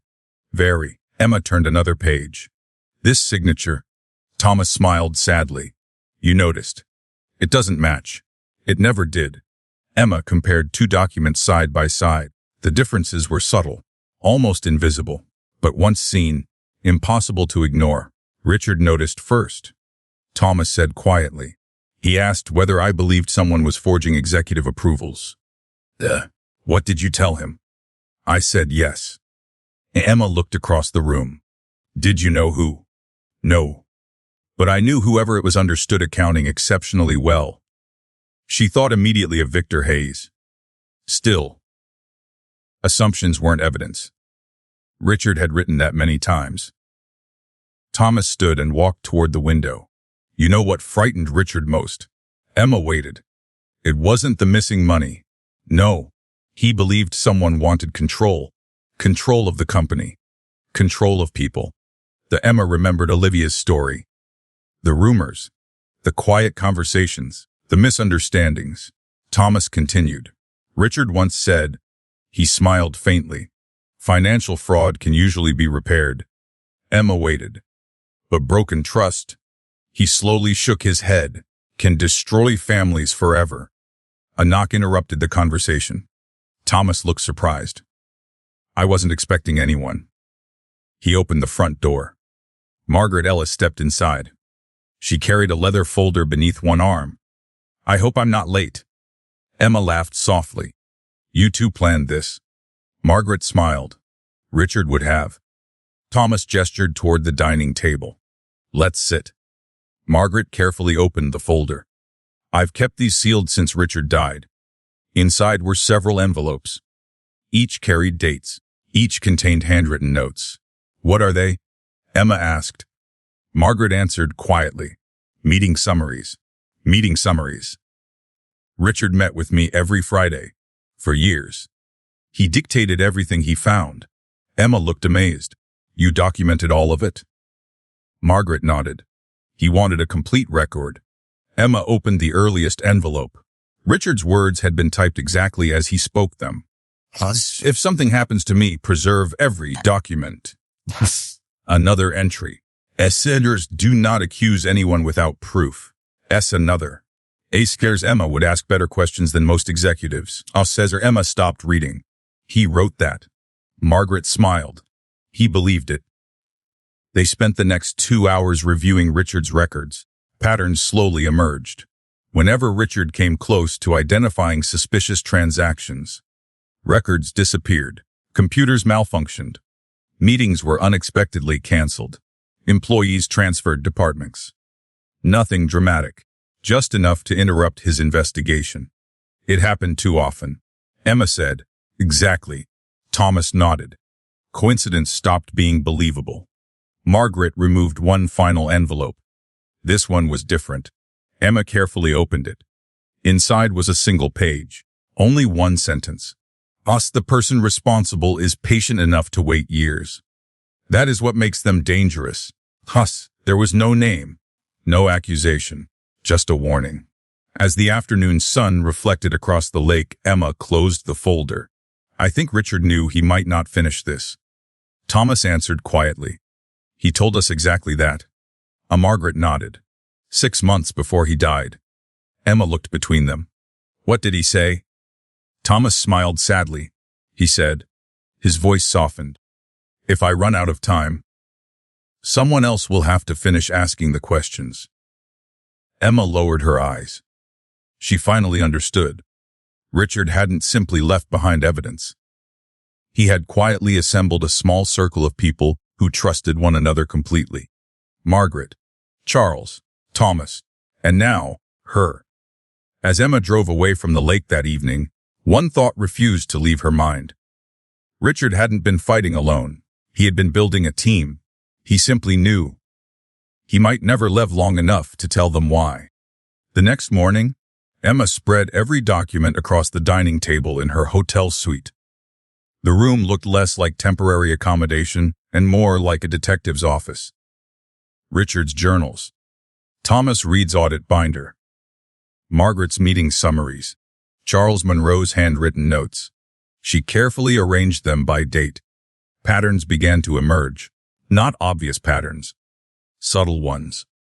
The kind Richard always warned people never to ignore. She picked up a yellow legal pad and wrote a single question across the top. Who benefited? Every suspicious transaction. Every questionable promotion.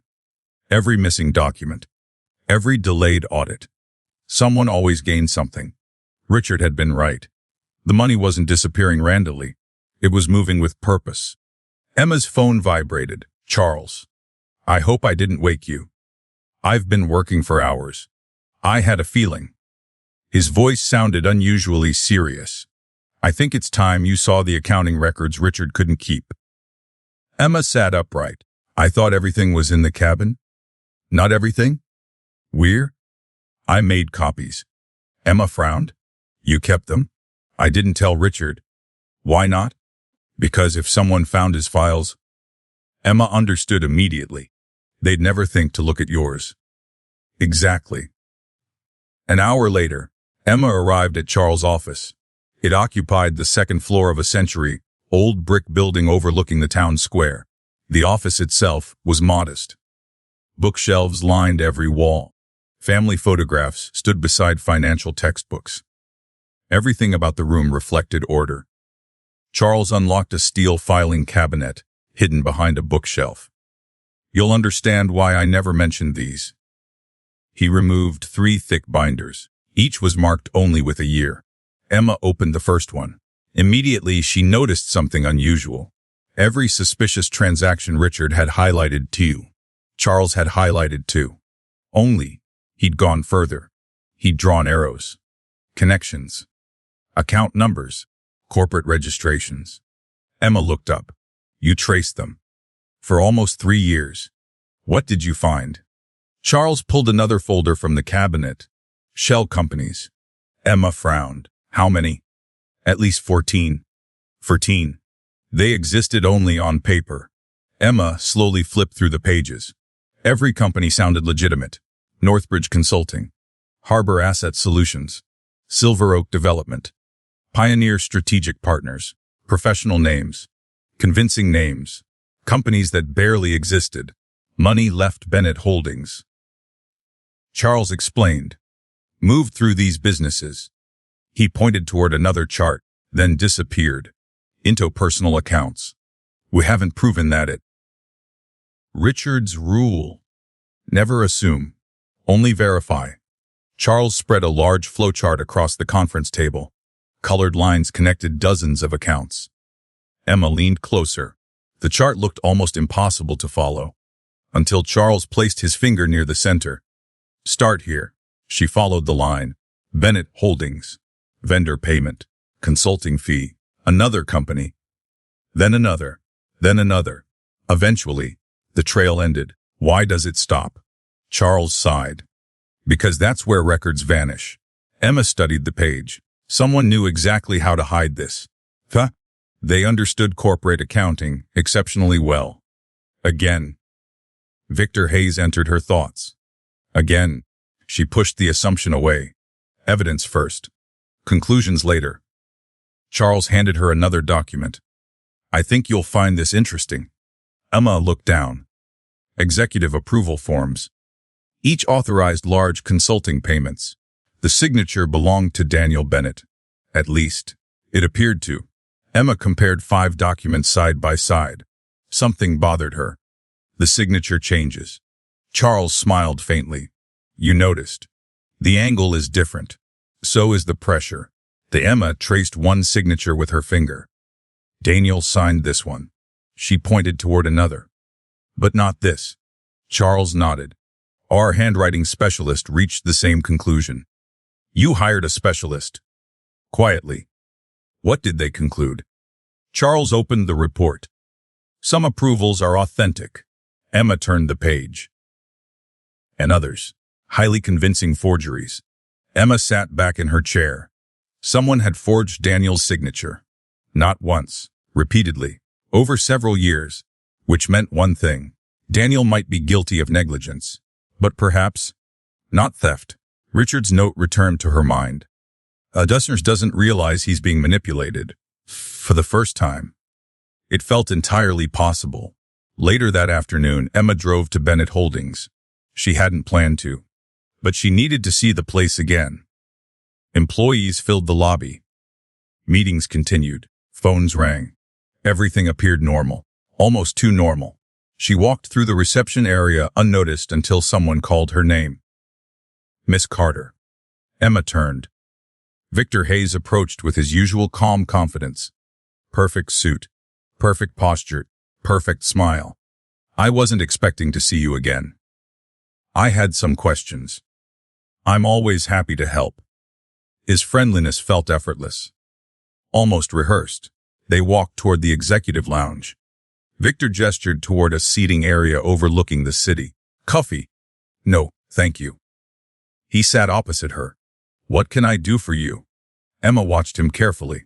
I've been reading Richard's files. His expression didn't change. I'm sure he kept many.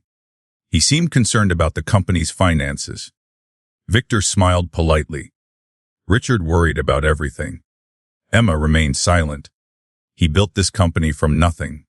Victor continued. People like that rarely stop working. Emma nodded slowly. He also ordered an independent audit. Victor folded his hands. He did. Were you surprised? A little. You didn't oppose it. Why would I? Emma noticed something. Victor answered every question smoothly. Almost too smoothly. She decided to change direction. Richard trusted you. Victor's smile faded slightly. I hope he did. He promoted you. He believed in my abilities. Emma leaned forward. Did you believe in him? For the first time. Victor hesitated. Only briefly. Very much. His answer sounded correct, not genuine. The conversation ended politely. Neither accused the other. Neither revealed much. Yet as Emma walked toward the elevator, she couldn't shake the feeling that Victor had measured every word before speaking. Back at the hotel, Emma reviewed everything she'd learned. Then something caught her attention. One payment, just one. Unlike every other suspicious transaction, this one included a physical mailing address, not a corporate headquarters, a warehouse, on the outskirts of town. She immediately called Charles. I found something. So did I. Emma smiled. You first. The warehouse. Her smile disappeared. You found it too. Richard visited it twice. What happened? He wrote only 3 words. Emma waited. Nothing looked right. Emma grabbed her coat. I'm going there. Tonight. Yes. Charles was quiet for a moment. Be careful. I will. And Emma? Yes. If Richard walked away feeling uneasy, he paused. Trust that instinct. The warehouse stood alone in an aging industrial district. Most neighboring buildings had long since closed. Broken windows, rusting fences, overgrown weeds. The setting sun cast long shadows across cracked pavement. Emma parked a short distance away. She didn't immediately get out. Something about the place felt wrong. Not dangerous, just abandoned too perfectly. She slowly approached the building. The front entrance was secured with a heavy chain. Dust covered every window. No lights, no vehicles, no signs of recent activity. She walked around the side. Behind the warehouse sat an old loading dock, empty. Except fresh tire tracks cut through the dirt. Emma crouched beside them. They hadn't been there long. Someone had visited recently. Very recently. Her pulse quickened. She looked toward the silent warehouse. Whatever Richard had been following, it hadn't ended with his death. Someone was still moving pieces across the board. And for the first time, Emma realized she wasn't just uncovering an old mystery. She was walking directly into one that was still unfolding. Emma remained crouched beside the tire tracks until the last light of day disappeared. Fresh, deep, heavy vehicle. Someone had visited the abandoned warehouse recently. She took several photographs with her phone before stepping back. The building itself showed no obvious signs of forced entry. No broken locks, no damaged windows. Nothing that suggested criminal activity. It looked exactly the way someone would want it to look. Forgotten. She trusted Richard's instincts. If he believed something about this place wasn't right, there had to be a reason. Emma returned to her car. Instead of driving away immediately, she opened one of Richard's investigation folders. Inside, she found the warehouse address again. This time a handwritten note appeared beneath it. Visited twice. Nothing visible. Wrong questions. Emma frowned. Wrong questions. She read the sentence again. Then another note caught her attention. Don't ask what's inside. Ask why this address exists. Gah. Richard wasn't investigating the building. He was investigating its purpose. Back at the hotel, Emma spread more documents across the bed. Charles arrived half an hour later carrying a laptop and another stack of files. You went to the warehouse. I did. And nothing. Charles smiled faintly. Exactly. Emma looked confused. What do you mean? If Richard had found evidence there. He shook his head. The operation would have moved. Emma slowly nodded. So the warehouse isn't the destination. No. It's camouflage. Charles opened his laptop. I've been tracing property ownership. Emma pulled up a chair. What did you find? The warehouse has changed owners 6 times in 8 years. 6? Every company purchased it. He tapped the screen. Then sold it less than a year later. Emma studied the list. Different company names. Different directors. Different addresses. Yet something seemed familiar. She looked again. The registered accountant? Charles smiled. Same person every time. Emma's eyes widened. Victor's accounting firm. Exactly. For the first time, Victor Hayes was connected to something tangible. Not proof of theft, but proof of involvement. Richard had been following the same trail. Emma leaned back. I still don't understand something. Charles waited. Richard believed Daniel was being manipulated. He did. But Daniel still betrayed me. Charles didn't argue. No. He made that choice. Yes. Emma stared out the hotel window. So why does Richard keep suggesting there was more happening? Charles was quiet for several seconds. Finally he asked, would you like to see something Richard never finished? Emma turned back. What is it? He opened another folder. Inside was a timeline, not of company finances, of people's lives. Emma's, Daniel's, Olivia's. She looked at Charles in disbelief. Richard made this. He spent months building it. Emma followed the dates. Her promotion, Daniel's promotion, Olivia joining Bennett Holdings, business dinners, company retreats, late-night meetings. Everything overlapped. Then Richard had drawn circles around several events. Emma pointed to one. What happened here? Daniel was transferred to Victor Hayes' executive team. She moved to another. And this? Olivia accepted a consulting role. Another. My wedding planning. Charles nodded. Richard believed that's when everything accelerated. Emma slowly looked up. What do you mean? Charles slid another document across the table. Richard's handwritten observations. Daniel working longer hours. Jigert Emma increasingly isolated. Gatri Olivia spending more time at headquarters. Gatri's rumors appearing simultaneously. Gatris Emma read the page twice. Richard hadn't been documenting an affair. He had been documenting a pattern. The next morning, Emma met Margaret at a small diner on Main Street. Margaret ordered tea. Emma barely touched her breakfast. I need to ask you something. Margaret smiled. I suspected you would. Did Richard ever think Daniel was innocent? Margaret answered carefully. No. Emma looked surprised. He believed Daniel made terrible choices. So why? Because guilt isn't always simple. Emma waited. Margaret folded her hands. Richard believed Daniel was responsible for his actions. Emma nodded. But he also believed someone spent months creating the perfect conditions for those actions. Emma thought about Olivia. The rumors. The misunderstandings. The constant separation. Margaret continued. Richard once told me something. What? People rarely wake up and destroy their lives in one day. Emma listened. Someone usually hands them one bad decision at a time. That afternoon, Emma drove past the old apartment where she and Daniel had once lived. The building looked smaller now. Different. Almost ordinary. She hadn't been there since the morning she packed 2 suitcases and left forever. She remained inside her car. Memories arrived without invitation. Daniel making breakfast on Sunday mornings. Olivia laughing in the kitchen while helping choose wedding decorations. Movie nights. Birthday dinners. Life before suspicion. Life before secrets. Then another memory surfaced, one she'd almost forgotten. About 2 months before the wedding, Daniel had started canceling dinner plans unexpectedly, always because of work. Emma remembered feeling frustrated, not suspicious, just disappointed. At the time, Olivia had defended him. He has a lot of pressure right now. Emma remembered saying, I know. She also remembered something else. Almost every canceled dinner happened after Daniel began reporting directly to Victor Hayes.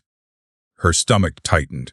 Emma visited an old storage facility where she had kept a few unopened boxes after leaving town. She hadn't touched them in years. Dust covered everything. She searched until she found one marked simply a fifth wedding. Wedding inside were photographs. Guest lists. Venue brochures. Cards. She almost closed the box again. Instead, she found an old leather planner. Her planner. She opened it. Every appointment had been carefully written by hand. Lunch with Olivia. Dress fitting. Meeting with florist. Dinner with Daniel. Then she noticed something strange. Several dinners had been canceled. Not by Daniel directly, by his assistant. Emma frowned. Daniel never used his assistant for personal plans. She turned another page. Another cancellation. Again, his assistant. Another. The same. She took photographs of every page. Perhaps it meant nothing. Perhaps it meant everything.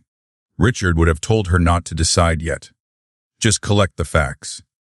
That evening, Charles joined her once more. She showed him the planner. He immediately noticed the same pattern. Who was Daniel's executive assistant back then? And Emma thought for a moment. I can't remember. But Charles closed his eyes. I can. Emma looked at him expectantly. Her name was Linda Foster. Does she still work for Bennett Holdings? No. What happened? Charles sighed. She resigned 6 months after your engagement ended. Did Richard ever speak to her? He tried. Emma leaned forward. And? She disappeared before they could meet. Emma's pulse quickened. Disappeared. She moved away without telling anyone. Charles reached into his briefcase. I've been looking for her. Emma stared at him. For how long? Almost 2 years. Why? Charles handed her a single sheet of paper. Because Richard believed Linda knew something. Emma looked down. It was an old employee file. Across the top, Richard had written one sentence in blue ink. X. Find Linda. She may have seen the first domino fall. Emma slowly folded the page. For the first time since opening Richard's files. The investigation wasn't just about money. It was becoming deeply personal. Somewhere out there, a former assistant might hold the missing piece explaining how two people who loved each other ended up destroying everything they had built. And Emma intended to find her. Morning sunlight filtered through the hotel curtains, but Emma had been awake for hours. Linda Foster. Richard's handwritten note kept replaying in her mind. Find Linda. She may have seen the first domino fall. Fresh. She wrote the sentence across the top of a fresh notebook page. Underneath it, she listed every unanswered question. Who forged Daniel's signature? Here's why were shell companies created. See who spread the rumors between Daniel, Olivia, and me. Why did Richard believe everything was connected? The list seemed endless. Her phone buzzed. It was Charles. I found something. Emma immediately reached for her coat. About Linda? No. His voice sounded unusually tense. About Richard. 30 minutes later, Emma arrived at Charles' office. Margaret was already there. Neither looked pleased. Charles closed the office door before speaking. Last night I reviewed one of Richard's final calendars. Emma waited. He scheduled 3 private meetings during the month before he died. With who? Charles slid the calendar across the table. Emma recognized 2 names immediately. Margaret Ellis. Charles Monroe. The third name made her stop. Daniel Bennett. Emma looked up. Daniel? Charles nodded. They met twice. Did Richard tell either of you? No. Margaret answered quietly. He kept those meetings private. Emma frowned. What if Richard finally trusted Daniel? Charles slowly shook his head. I don't think so. Why? Because after the second meeting, he pointed toward another entry. Richard scheduled an emergency appointment with his attorney. Emma immediately thought of the rewritten will. What happened during those meetings? Margaret sighed. We don't know. But something changed. Emma drove to Bennett Holdings without calling ahead. She needed answers directly from Daniel. His executive assistant greeted her politely. Mr. Bennett is in a board meeting. I'll wait.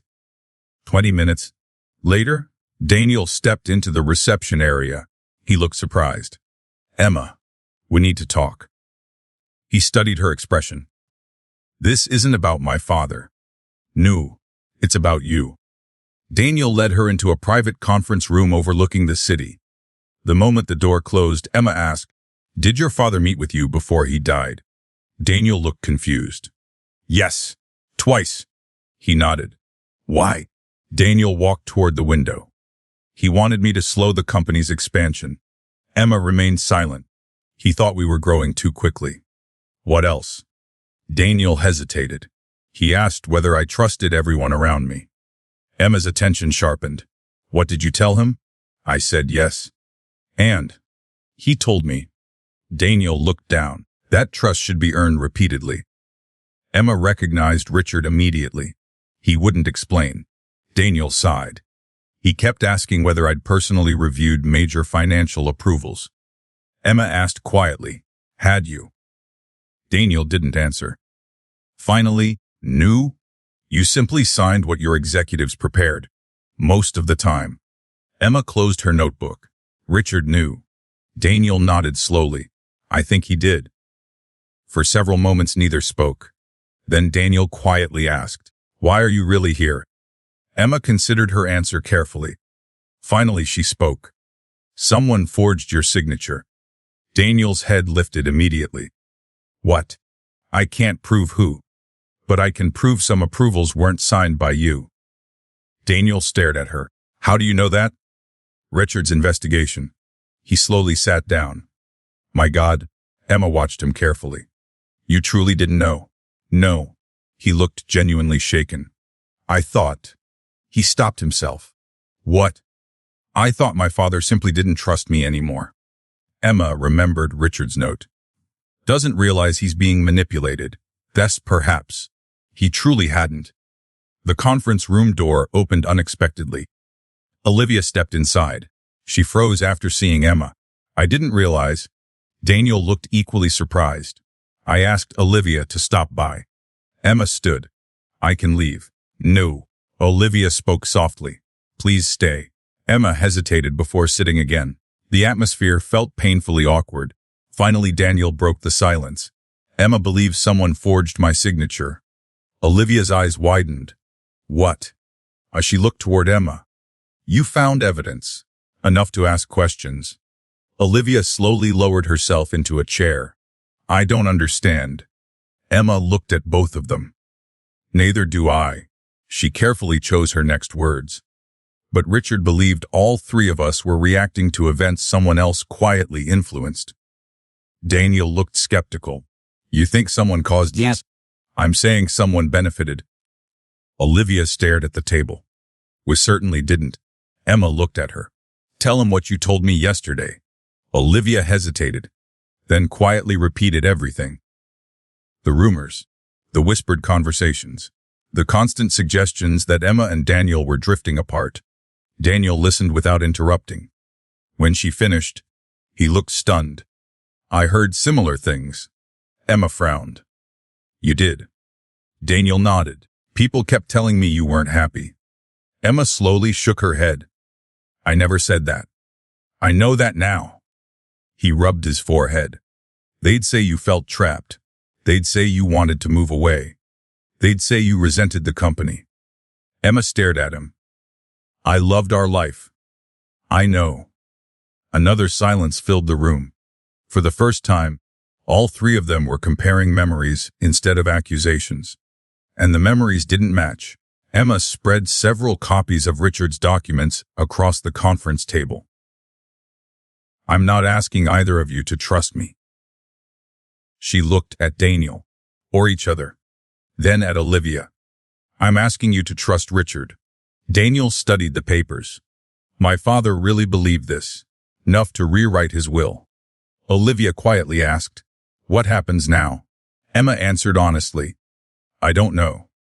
Charles had been right. No one person had enough information. Not anymore.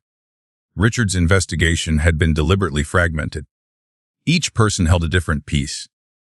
Only together did the picture begin to emerge. Daniel leaned back. "I spent 5 years believing I understood exactly how I ruined my life." Emma looked at him. "Now I'm not sure I understood any of it." Emma answered carefully. "You still made your choices." "I know. I'm not excusing them. I'm not asking you to." His voice was calm. "I just want to know the truth." Olivia nodded slowly. "So do I." Late that afternoon, the three of them left the building together. Not as friends. Not even as allies. Simply three people searching for the same answers. As they reached the parking garage, Emma noticed a familiar black sedan parked near the exit. Victor Hayes stepped out. He smiled politely. What a pleasant surprise. His eyes moved between the three of them. Emma. Olivia. Standing together. The smile lasted only a fraction of a second longer. Then something almost invisible crossed his face. Concern. It vanished instantly. Good afternoon, Victor said pleasantly. I hope everything is going well. Daniel answered automatically. Just discussing family matters. Victor nodded. I'm glad to hear it. He walked toward his own vehicle without another word. Emma watched him carefully. Only after he disappeared did she speak. He wasn't expecting to see us together. Daniel looked back. You think that matters? Emma remembered Richard's words. As divided people stop asking questions. As she quietly answered, I think it matters very much. That evening, Emma returned to the cabin. She stood inside Richard's study, staring at the evidence wall. Something felt different now. Not because she'd discovered new documents.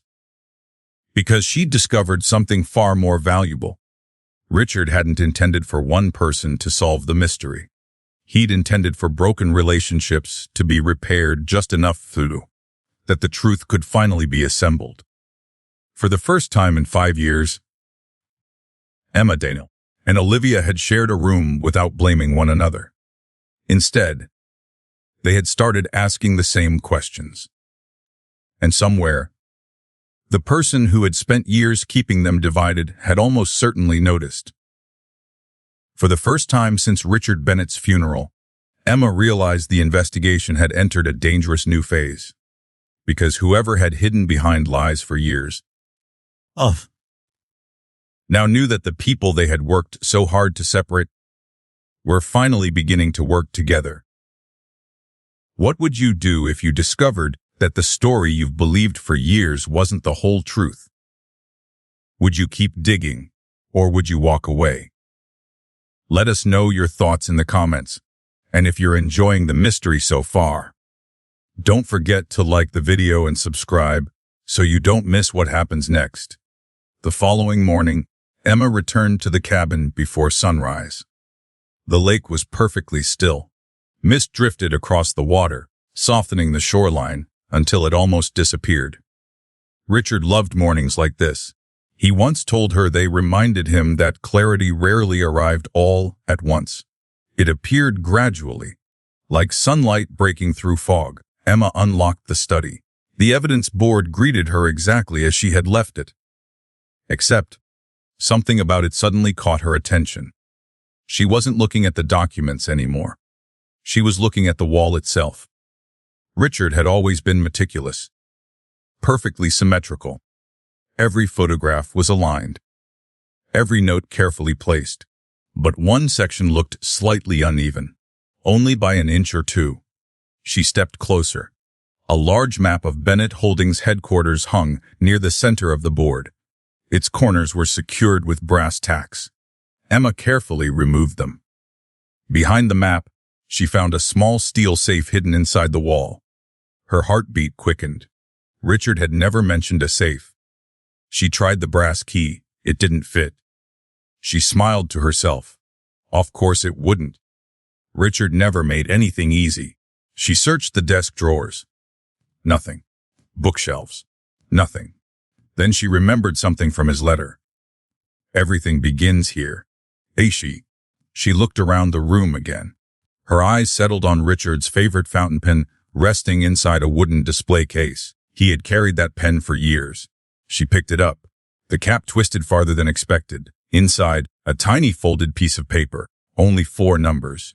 I1970 and Emma entered the combination. The safe clicked open. Inside sat 3 items. A leather-bound journal. A portable hard drive. A sealed envelope marked "Heirs only if you have reached this point." Emma opened the envelope first. Richard's familiar handwriting filled the page. Emma, if you've opened the safe, then you've already done something very important. You chose curiosity instead of anger. That gives me hope. Everything in this safe represents the final year of my investigation. I stopped keeping these records in the study because someone had begun entering this cabin without permission. I never proved who. But I knew they had searched my files, fortunately. They never found these. Emma looked up. Someone had broken into the cabin. Richard had known. She continued reading. The hard drive contains copies of every financial document I believed might disappear. The journal explains why I stopped trusting appearances. Most importantly, do not assume the money was the real objective. Money was simply the reward. Power was always the goal. Emma carefully placed the letter aside. She opened the journal. The first pages contained ordinary observations, board meetings, financial reviews, vendor contracts. Then the entries changed. March 4, someone altered audit schedules again. Victor insists it was an administrative error. I no longer believe in that many administrative errors. April 19, Daniel signed 27 approvals today. He personally reviewed only 6. Someone has convinced him delegation equals leadership. May 8 Olivia visited my office. She seems genuinely confused by recent tensions. I wonder how many conversations she believes actually happened. Emma stopped reading. Richard wasn't simply recording events.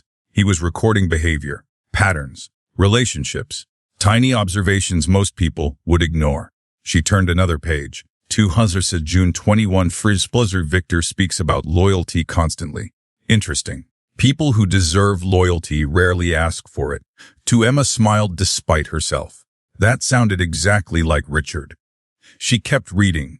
July 30, began interviewing employees informally. Several remember conversations. None remember who started them.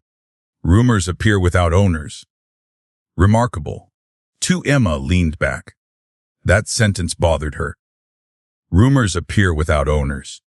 Almost as though someone intentionally spread information through several different people until nobody remembered its source. Exactly what Olivia had described. The hard drive required a password. Emma tried several obvious combinations. Nothing worked. She closed the laptop. Richard wouldn't have chosen something simple. She decided to continue reading instead. The final journal entries became increasingly personal. August 14. I believe I finally understand the plan. The company was never attacked from outside. It was slowly redirected from within. September 2. Daniel is not ready to hear this. He still believes success protects him. Success has made him vulnerable. September 18 seconds and Emma would ask different questions. She notices people before numbers. That may save everything. Emma closed the journal. Richard had written those words nearly a year before his death. He had already decided she would eventually continue his work. The responsibility felt enormous. A knock sounded at the cabin door. Emma instinctively tensed. She glanced toward the windows. Charles stood outside. Relieved, she opened the door. I hope I'm not interrupting. You've become very good at arriving exactly when I need another opinion. Charles laughed. I learned from Richard. Emma led him into the study. His eyes immediately widened. You found it. The safe. Charles slowly approached it. He never told me? He trusted you? He did. But Richard believed the safest secret war. Charles smiled sadly. Was one nobody else knew existed. Emma handed him the journal. He quietly read several entries. His expression became increasingly serious. He suspected this much. I think he suspected more. Emma showed him the hard drive. It needs a password. Charles studied it thoughtfully. What phrase did Richard repeat more than any other? Emma thought for a moment, then smiled. Character. Charles shook his head. No bind. The truth always leaves footprints. And Emma tried typing NF6 footprints, access denied. They both laughed softly. Richard would enjoy this. Charles nodded. He absolutely would. As they continued searching the study, Emma noticed something unusual beneath Richard's desk. A small wooden box, hidden behind the bottom drawer. Inside were dozens of cassette tapes, each carefully labeled. Board meeting, executive interviews, personal notes, employee conversations. Emma looked at Charles. He recorded everything. Charles nodded slowly. He believed memories change, but recordings don't. Emma selected one labeled VARS September 12 Private Discussion. She found an old cassette player in a nearby cabinet. The tape crackled to life. Richard's calm voice filled the room. If you're listening to this, then I probably failed. Emma exchanged a surprised glance with Charles. Richard continued. I met with someone today who unknowingly confirmed everything I've feared. A long pause. I still don't know whether they're involved. or merely being used? Another pause. But I finally know where to look next. The recording ended abruptly. Emma frowned. That's it. Charles rewound the tape. Nothing else. Richard had deliberately stopped recording. Or the remainder had been erased. Emma searched through the remaining tapes. One label immediately stood out. Linda Foster, her pulse quickened. Richard had interviewed Daniel's former assistant. Exactly as he'd suspected. She inserted the cassette. The recording began. Richard's voice was calm. Linda, thank you for meeting me. A nervous female voice answered. I don't know if I should be here. You've done nothing wrong. I hope not. Richard asked gently, when did you first notice something unusual? Silence. Then Linda answered quietly. It started with calendars. Emma looked at Charles. Calendars. Richard continued. What about them? Appointments changed. Whose appointments? Everyone's. Emma leaned closer to the speaker. Linda's voice trembled. Meetings disappeared. New ones appeared. Personal dinners became business dinners. Richard asked, who made those changes? Another long silence. Then, I don't know. You must have some idea. Only no. Her breathing became shaky. The requests always came from someone above me. The tape suddenly clicked. Static filled the room. Then nothing. Emma stared at the silent recorder. That's all. Charles looked just as disappointed. It can't be. Emma turned the cassette over. No more recording. Someone had either interrupted the interviewee, or Richard had intentionally stopped it. Either way, Linda knew far more than she had ever told anyone. Emma carefully removed the tape and placed it back inside its case. Richard had spent years collecting evidence. Journals, financial records, audio recordings, witness statements. He hadn't left behind one investigation. He had left behind dozens of unfinished threads, and every one of them seemed to lead back to the same place. Someone inside Bennett Holdings hadn't merely stolen money. They had quietly rewritten people's lives. Emma looked toward the evidence wall. For the first time, it no longer looked like chaos. It looked like a map. She simply hadn't learned how to read it yet.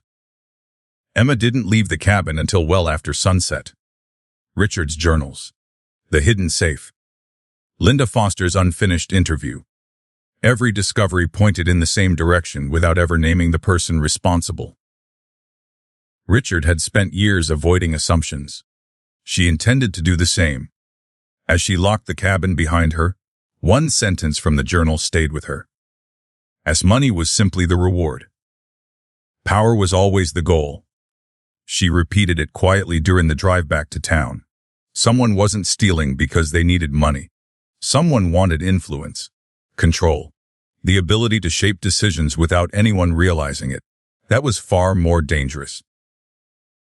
The next morning, Emma met Charles and Margaret in the conference room above Charles' office. The evidence now covered an entire wall.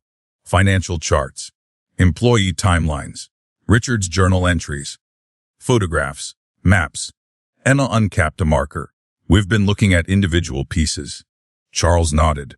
It's time to step back. She drew a large circle in the center of the whiteboard. Is Kiantiori Orals, then smaller circles around it.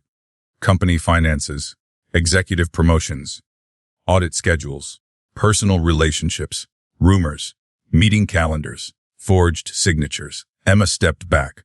If Richard was right, she connected every circle to the center. All of these served one purpose. Margaret folded her arms. Keeping one person in control. Emma nodded. And keeping everyone else distracted. Charles studied the board for several moments. There's something missing. What? The board of directors.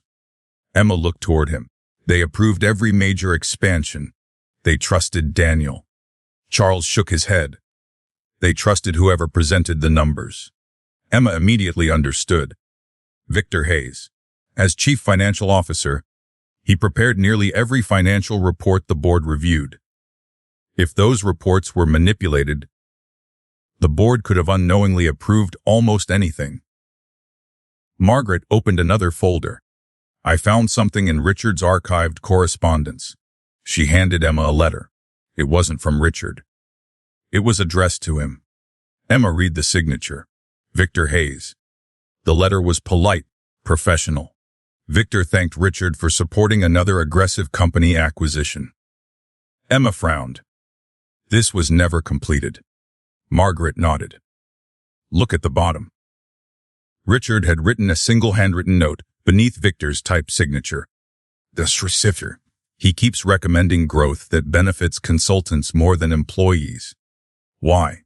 Emma compared the acquisition date with Charles' financial records. The consulting company involved disappeared 18 months later. Millions of dollars had passed through it before closing. Emma quietly circled its name.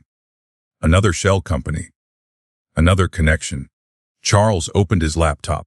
I've spent the night researching every consulting company Richard questioned. Emma looked at the screen. One by one, the names appeared. Northbridge Consulting, Harbor Asset Solutions, Silver Oak Development, Pioneer Strategic Partners. Every company eventually shared something in common. The same legal office, the same accounting firm, the same mailing service, different owners on paper, the same infrastructure underneath. Emma leaned closer. Who handled the registrations? Charles enlarged the document. A legal firm in another state, perfectly legitimate. Nothing unusual, except one employee's signature appeared repeatedly. Emma frowned. Why would the same paralegal register all 14 companies? Charles answered quietly. Because she wasn't choosing the clients. Someone else was. Emma reached for Richard's journal again. She remembered one particular page. After several minutes of searching, she found it. People hide behind systems because everyone assumes systems are honest. She looked up. He wasn't investigating people. Charles smiled. He was investigating processes. Emma suddenly saw the pattern. Every fraudulent payment followed the exact same approval system. Every shell company entered through the same procurement process. Every forged signature appeared after identical financial reviews. Someone hadn't manipulated individual transactions. Someone had designed a system that allowed fraud to continue automatically. That required extraordinary access, extraordinary trust, and years of preparation. Later that afternoon, Emma received a call from Daniel. Can you meet me? We're my father's office. His voice sounded unusually serious. I found something. Bennett Holdings felt different now. Emma no longer saw a successful corporation. She saw layers. Visible business. Invisible influence. Daniel waited inside Richard's old office. The room remained almost untouched since the funeral. Richard's books. His favorite chair. Family photographs. Daniel held a leather notebook. I found this while cleaning his desk. Emma recognized it immediately. Richard's appointment planner. Daniel opened it. There are symbols beside certain meetings. The small circles. Triangles. Stars. Richard had created his own shorthand. Emma compared several entries. One symbol appeared only beside meetings involving Victor Hayes. A small black square. What does it mean? Daniel shook his head. I don't know. Emma searched through Richard's journal until she found a page explaining several symbols. Appointments. Board meetings. Personal notes. Then, the black square. Richard's handwritten explanation read as information received. Verification pending. Emma looked up. He never fully trusted information from those meetings. Daniel slowly sat down. My father suspected Victor for that long. Emma answered carefully. He suspected information. Not necessarily Victor. Daniel nodded. That's exactly how he'd think. Never accuse. Always verify. A knock interrupted them. Olivia stepped into the office carrying several storage boxes. I found these in the marketing archives. Emma looked inside. Old employee newsletters. Internal announcements. Corporate event photographs. Nothing immediately useful. Until Olivia removed one framed picture. Company leadership retreat. 6 years earlier. Everyone smiled at the camera.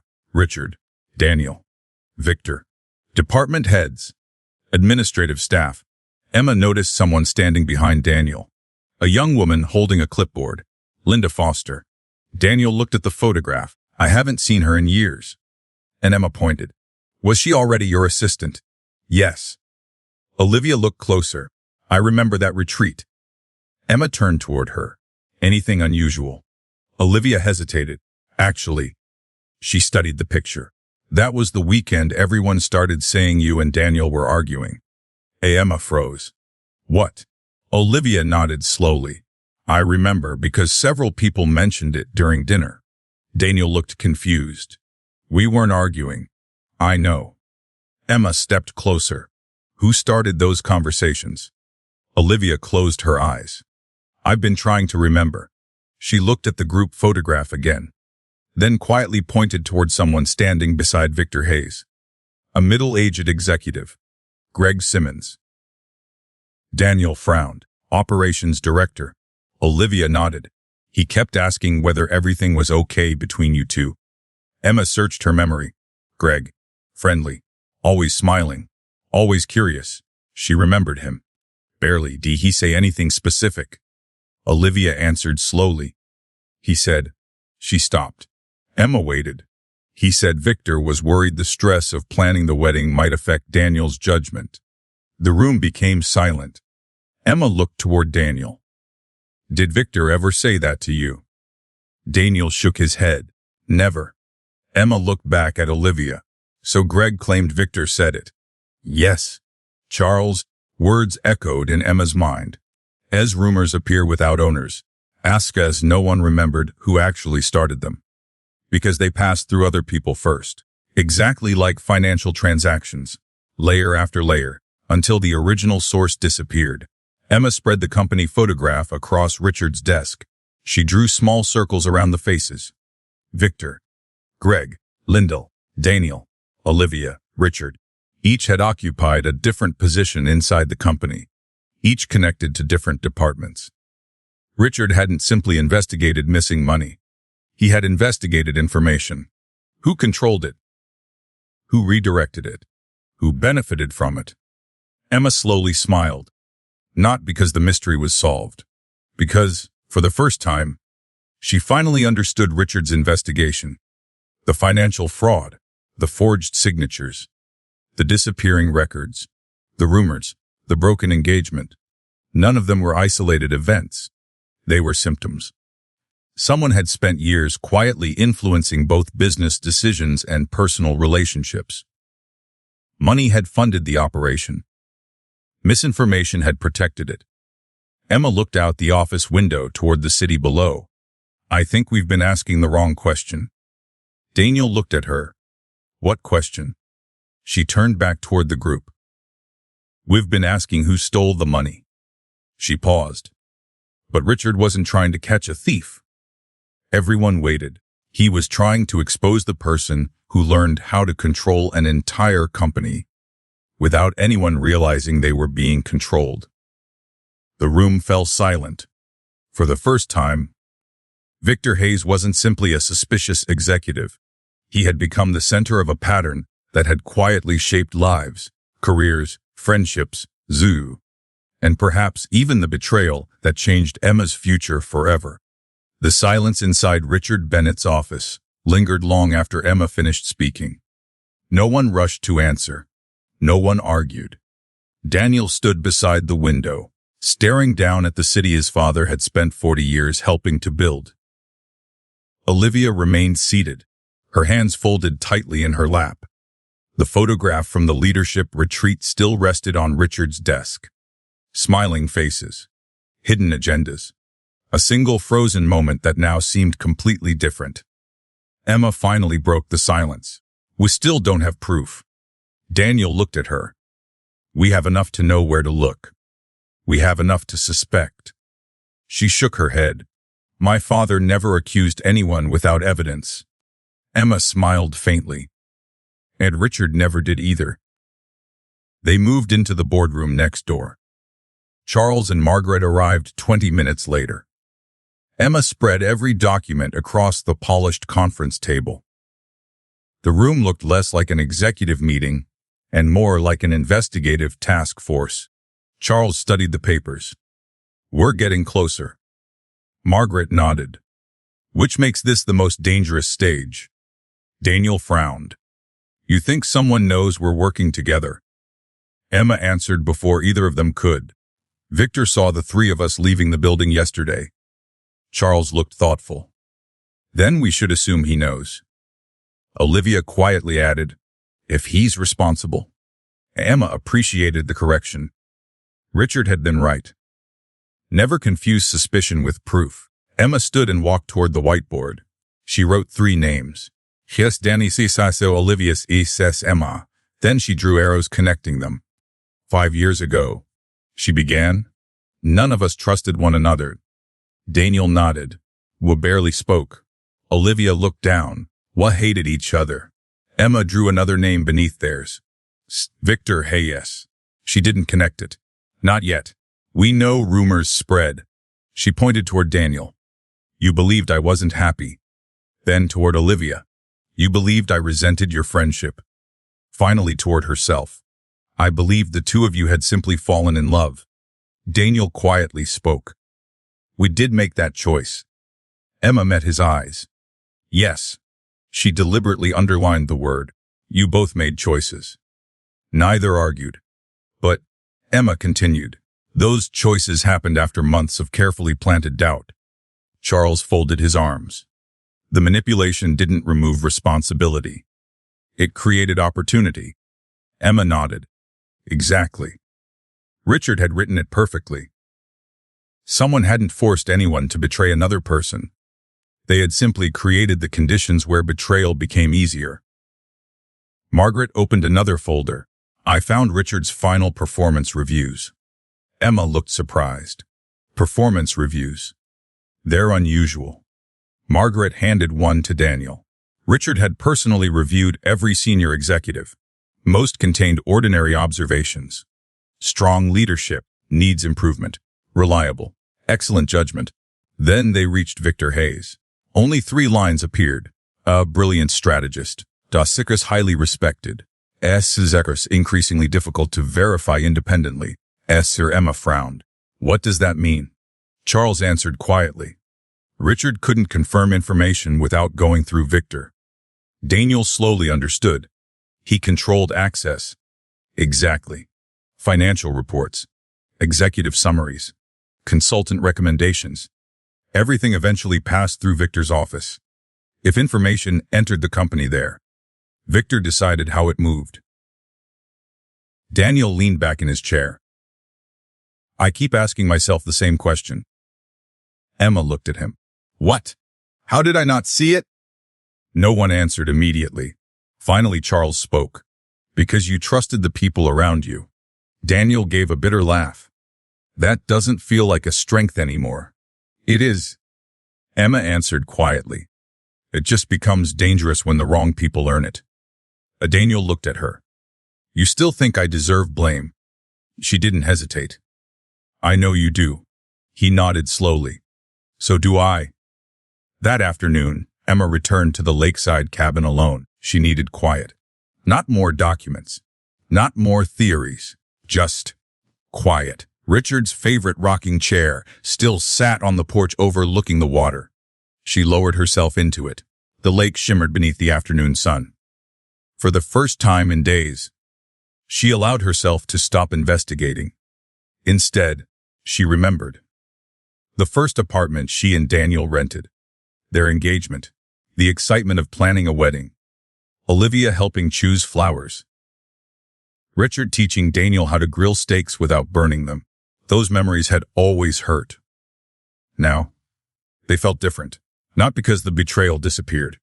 Because the happiness before it had been real. She refused to let one terrible chapter erase every good one. She reached into her bag and unfolded Richard's final letter again. One paragraph immediately caught her attention. Do not allow revenge to guide your decisions. She stared at the sentence. Until now, she hadn't believed revenge motivated her, but had it. When she first accepted Richard's inheritance, part of her wanted answers. Another part wanted someone to pay. She admitted it to herself. That was human. Richard understood that, which was exactly why he warned her. Revenge made people careless. Justice required patience. Emma folded the letter once more. I understand now. The wind gently carried her words across the lake. Her phone vibrated. It was Daniel. I hope I'm not interrupting. No. His voice sounded uneasy. I've been reviewing old executive approvals. Emma waited. I found something strange. What? There were several contracts I don't remember signing. Emma immediately became alert. How many? More than I expected. Were they the ones Richard questioned? I think so. Daniel paused. I've also realized something else. What? My executive password changed several times during those years. Emma frowned. Did you authorize the changes? I honestly don't remember. Who managed executive access? Daniel answered without hesitation. Information technology. Emma wrote it down. Who approved the requests? Silence. Then, Victor's office. Later that evening, the group met once again at Charles' office. Daniel placed several copied approval forms on the table. Emma immediately noticed something. Every questionable document had been submitted electronically, not physically signed. Charles adjusted his glasses. That changes things? How? Emma asked. If someone controlled executive authentication, he looked toward Daniel. They wouldn't necessarily need to forge every signature. Daniel slowly nodded. They could submit approvals using my credentials. Emma remembered Linda Foster's interview. Res appointments changed. Das Cess's requests came from above me. Das Gress, it wasn't just calendars. It wasn't just rumors. Someone had quietly controlled information systems. Meetings, approvals, communications, schedules, everything connected. Margaret suddenly looked thoughtful. Richard once asked me a very strange question. Emma turned toward her. What was it? He asked whether I'd ever received emails that disappeared. Daniel frowned. Disappeared. Margaret nodded. I thought he was joking. Charles looked up sharply. He asked me the same thing, and Emma felt another piece falling into place. What did you tell him? I said yes. Margaret answered. I assumed I'd accidentally deleted them. Daniel slowly leaned forward. I remember that happening too. Emma looked between all of them. Richard hadn't only suspected financial manipulation. He suspected someone was quietly controlling communication inside Bennett Holdings. Deleting messages, changing calendars, redirecting approvals, planting rumors. Each action seemed insignificant on its own. Together, they formed a system. As the meeting ended, Emma remained behind. She walked to the whiteboard one last time. At the center, she erased the word S as moneyed. In its place, she wrote a different word. As trust, she stepped back. Richard had never been chasing stolen dollars. He had been trying to understand how trust itself had been stolen. From his company, from his employees, from his son, from Emma, from Olivia. Someone had quietly convinced good people to doubt another until they began making terrible decisions on their own. That realization hurt more than any financial crime, because money could be recovered. Years could not. As Emma switched off the conference room lights, she made a silent promise to Richard. She would finish what he started. Not because she wanted revenge, not because she wanted to punish Daniel or Olivia, but because somewhere inside Bennett Holdings, a person who had hidden behind expensive suits, polished boardrooms, and carefully crafted lies still believed they had won. And Emma intended to prove them wrong. The following afternoon, Emma received a text message from Olivia. Washer, can we meet one last time? Emma stared at the message for several moments. Only 4 days earlier, she would have deleted without replying. Now, everything had changed. Not enough to erase the past, but enough to ask better questions. She answered with a single word. Where? Where Olivia suggested the old botanical gardens, the same place they had met a few days before. Emma arrived early. She found a quiet bench overlooking the reflecting pond. Summer flowers swayed gently in the afternoon breeze. The setting felt almost cruel. Beautiful places often witnessed painful conversations. Olivia arrived a few minutes later. She wasn't carrying her designer handbag. She wore simple clothes. No expensive jewelry. Even her wedding ring was missing. Emma noticed immediately. "You took it off." Olivia glanced at her left hand. "Last night." Emma didn't comment. Olivia sat quietly beside her. Neither woman spoke for almost a minute. Finally, Olivia broke the silence. "I've spent 5 years thinking about this conversation." Emma looked toward the pond. "So have I. I imagined you yelling. I imagined it too."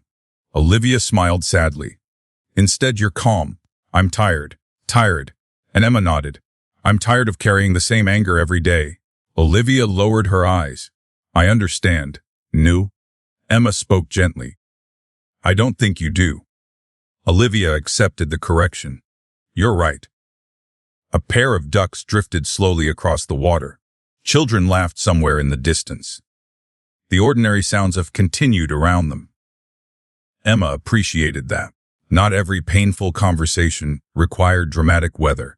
Sometimes the hardest truths arrived on beautiful afternoons. Olivia finally took a deep breath. "I owe you the whole story." And Emma remained silent. "No excuses." "I hope not." "No explanations that make me look better." Emma nodded. "Just the truth." Olivia folded her hands together. "The affair didn't begin because I fell deeply in love." Emma looked at her.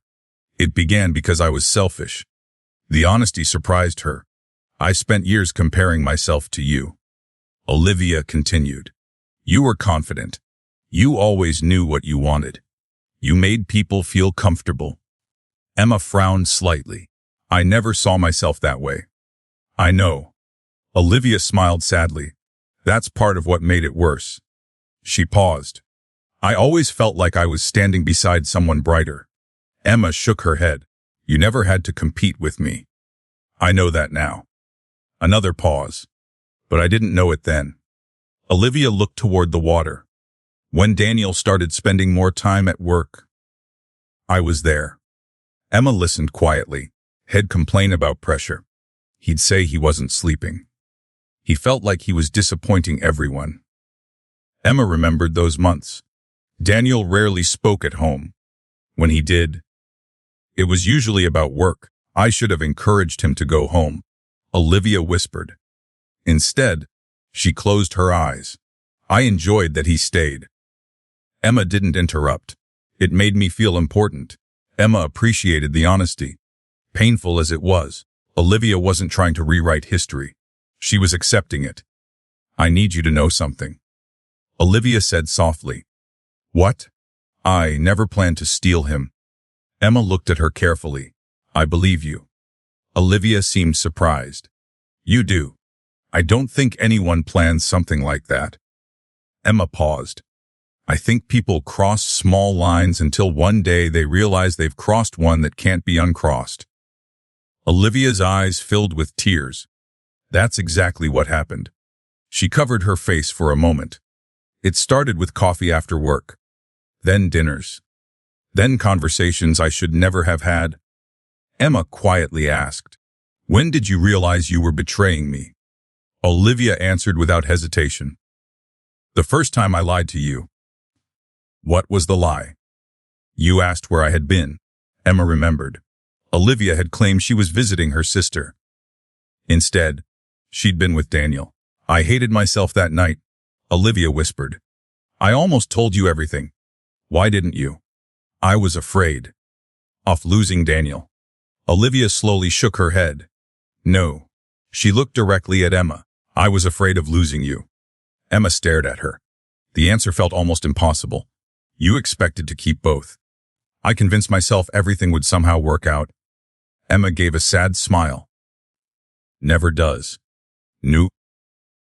They sat in silence again. Finally, Emma asked the question that had haunted her for years. "When I opened Daniel's office door," Olivia immediately looked down. "Did you know I was coming?" "No." "Oh. You didn't hear me?" "No." Emma studied her face. I always wondered whether you wanted me to find out. Olivia quickly shook her head. Never. I believed. She struggled to speak. I believed I still had time to stop everything. Emma quietly answered, You didn't. No, I didn't. Olivia reached into her coat pocket. I brought something. She unfolded a faded photograph. Emma immediately recognized it. The three of them together. College graduation. Emma stood between Daniel and Olivia. All three were laughing. No secrets. No lies. No betrayal. I almost threw this away 100 times. Olivia said. But I couldn't. Emma gently took the photograph. For a moment, she simply looked at it. I remember this day. So do I. We ate terrible pizza afterward. Olivia laughed through her tears. And Daniel spilled soda on your graduation gown. Emma smiled despite herself. He blamed the table? He absolutely did. For the first time in years, they shared the same memory. Not as enemies. Just as two women remembering a happier time. Olivia's smile slowly disappeared. I need to tell you something else. Emma folded the photograph carefully. What? I'm leaving Daniel. Emma looked up. Is this because of the investigation? No. Olivia answered immediately. This marriage ended long before Richard died. She stared toward the pond. We stayed together because neither of us wanted to admit we'd destroyed 3 lives for something that wasn't working. Emma understood. Sometimes guilt held people together more tightly than love ever could. When? I moved into a hotel yesterday. Does Daniel know? Wes. How did he take it? Olivia smiled sadly. He said. She hesitated. He hoped I eventually found peace. And Emma wasn't surprised. Neither was she. There was nothing left to fight over. Emma looked at Olivia carefully. I've been thinking about forgiveness. Olivia remained silent. I used to believe forgiving you meant pretending none of this happened. Olivia looked down. I don't deserve that. No. Emma agreed. You don't. Olivia accepted the words without argument. Emma continued. But I think I finally understand something. What? Forgiveness isn't saying what you did was acceptable. The Olivia listened. It's deciding I don't want your worst decision controlling the rest of my life. Tears rolled freely down Olivia's face. I'm not asking you to forgive me. I know. Emma looked at her calmly. And I'm not promising that I completely have. She paused. But Olivia waited. I'm willing to stop carrying the hatred. For several seconds, Olivia couldn't speak. When she finally did, her voice barely rose above a whisper. Thank you. Emma smiled gently. I'm doing it for me. I know. And Richard would probably tell us both we're long overdue. That made Olivia laugh. He definitely would. As the afternoon faded toward evening, the two women stood. This time, Olivia hesitated. May I know? She stopped. Emma understood the unfinished question. Without speaking, she stepped forward. The hug lasted only a few seconds. It didn't erase the past. It didn't repair 5 broken years. But it closed a chapter that had remained painfully unfinished. As they walked toward the parking lot, Emma looked back once at the reflecting pond. Richard had been right. Justice and revenge were not the same thing. Justice uncovered the truth. Revenge demanded suffering. Today, she had finally chosen the first over the second. And somehow, the burden she'd carried for 5 long years felt just a little lighter. The morning after Emma met Olivia, the rain returned. It wasn't heavy. Just enough to cover the streets in a thin layer of water that reflected the gray sky above. Emma arrived at Bennett Holdings shortly before 9. The lobby was unusually quiet. Employees spoke in whispers. Groups that normally laughed over coffee now stood with worried expressions. News of the independent audit had begun circulating through the company. No one knew exactly what it meant, but everyone understood something significant was happening.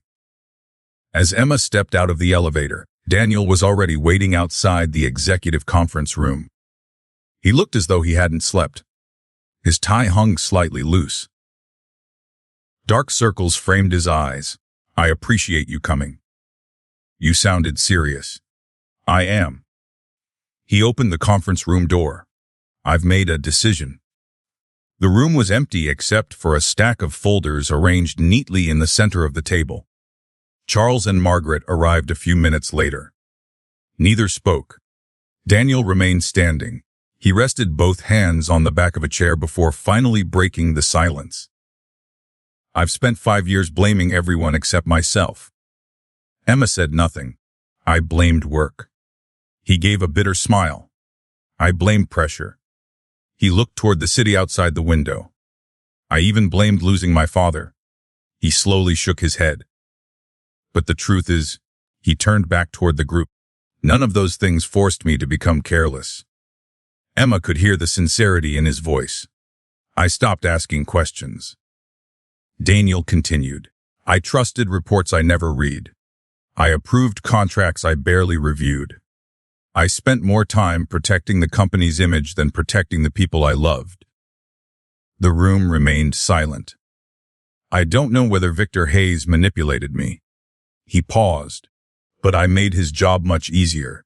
Emma nodded once. That's true. Daniel accepted the words without argument. I thought being CEO meant delegating everything. Charles quietly replied, leadership requires delegation. Daniel looked at him. Blind delegation. Charles nodded. That's something very different. Daniel opened the first folder.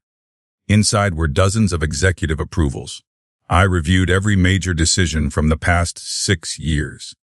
Emma immediately noticed handwritten notes covering nearly every page. Questions. Corrections. Admissions. Daniel looked embarrassed.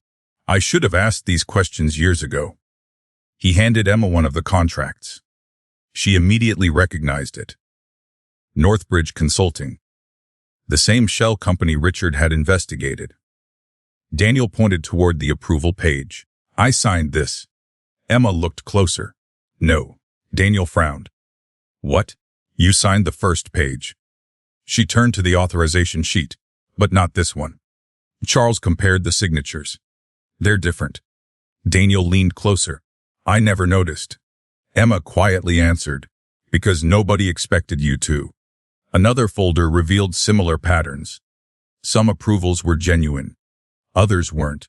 Several electronic authorizations had originated after Daniel had already left the office for the evening. Margaret checked the timestamps. These were submitted after midnight. Daniel looked confused. I was home. Emma turned another page. So were you on this one? Charles leaned back. Someone had access to executive credentials. Daniel slowly nodded. My password. Emma looked thoughtful. Not just yours. She pointed toward another document. Board approvals. Charles immediately understood. If they accessed one executive account, they could access others. Daniel rubbed his forehead. This is bigger than I imagined. Emma quietly replied. So did Richard. A soft knock interrupted the meeting. Greg Simmons stepped inside, the operations director, the same executive Olivia had remembered from the leadership retreat years earlier. He looked uneasy. I'm sorry to interrupt. Daniel forced a polite smile. What is it?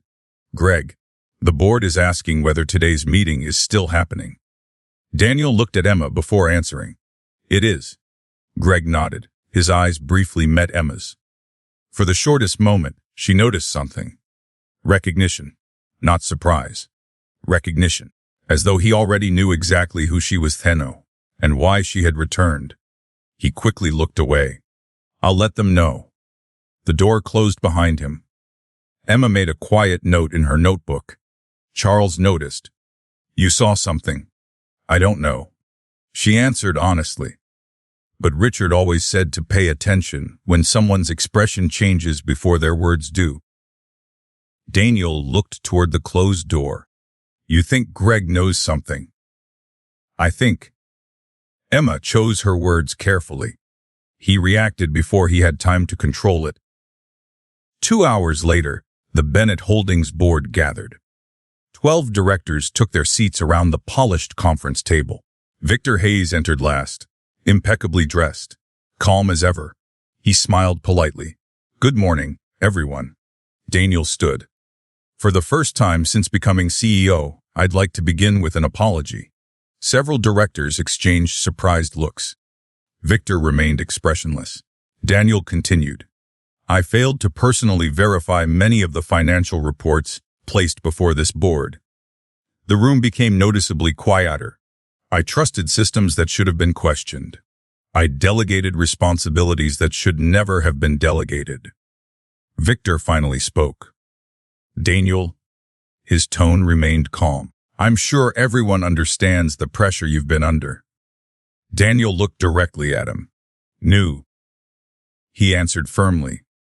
"They deserve the truth." Emma watched Victor carefully.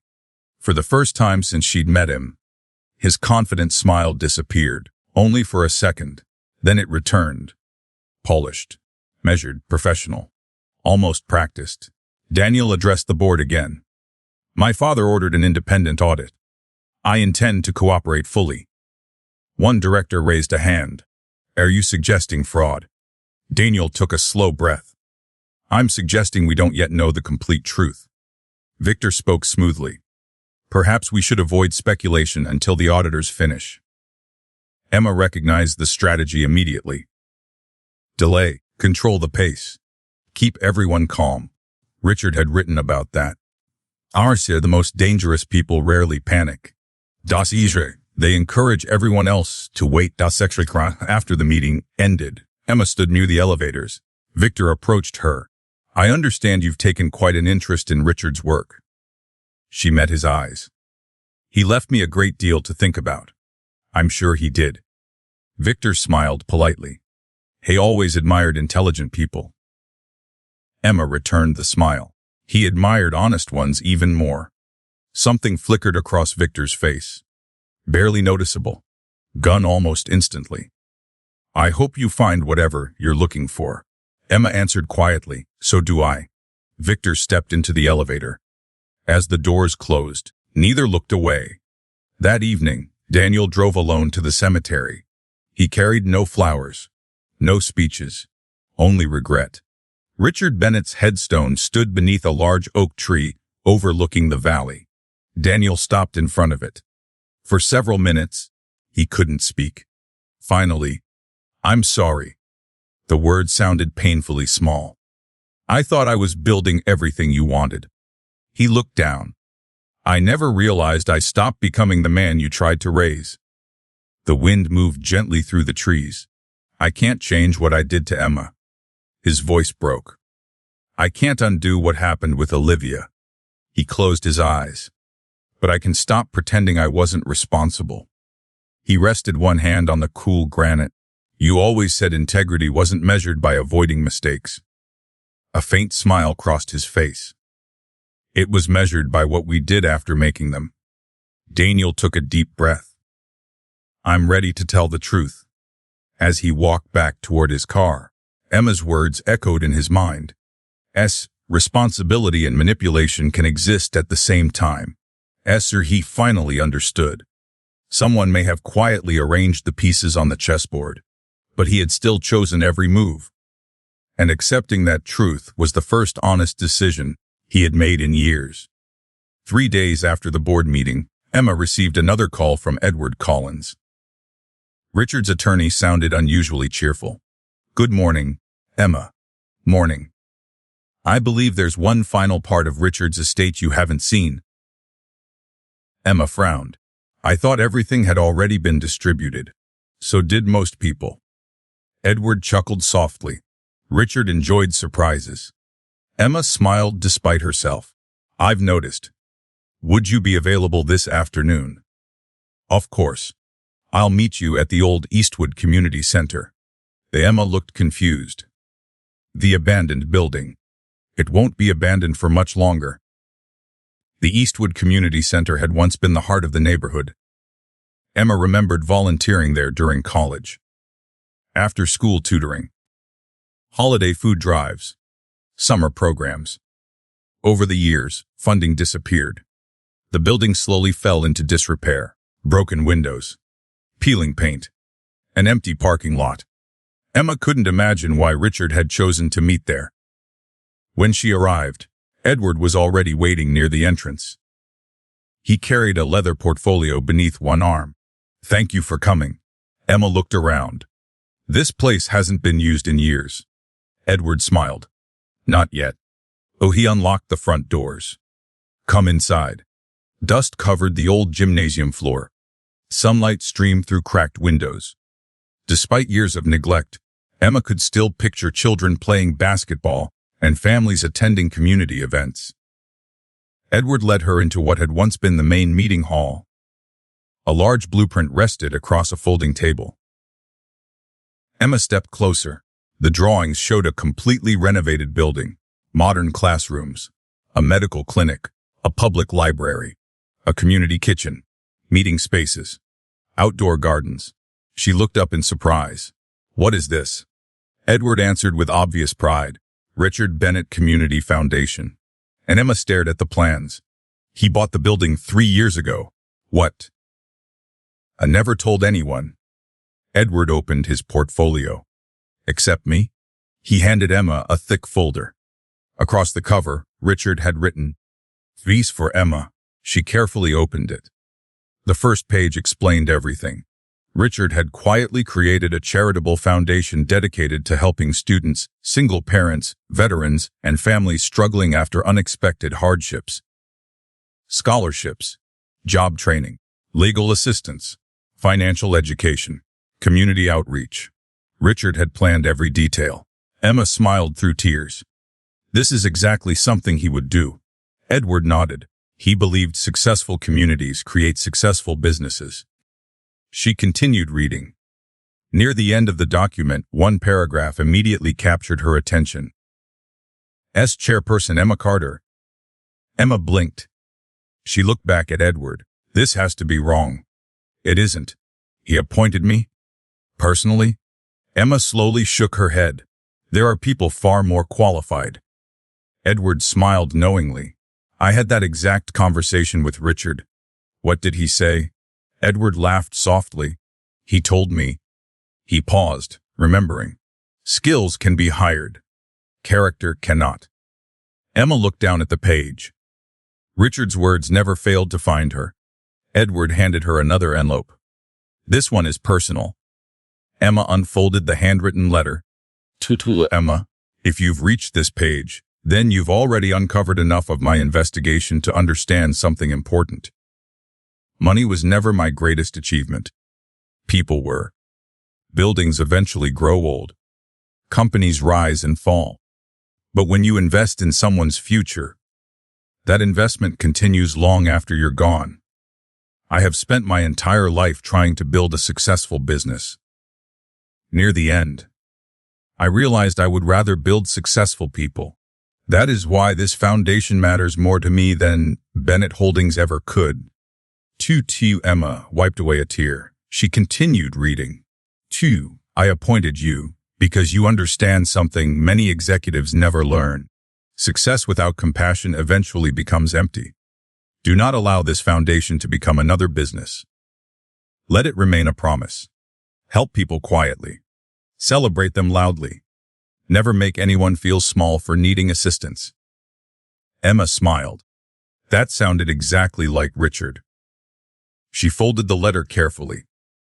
"I wish he could see this." Edward looked around the empty building.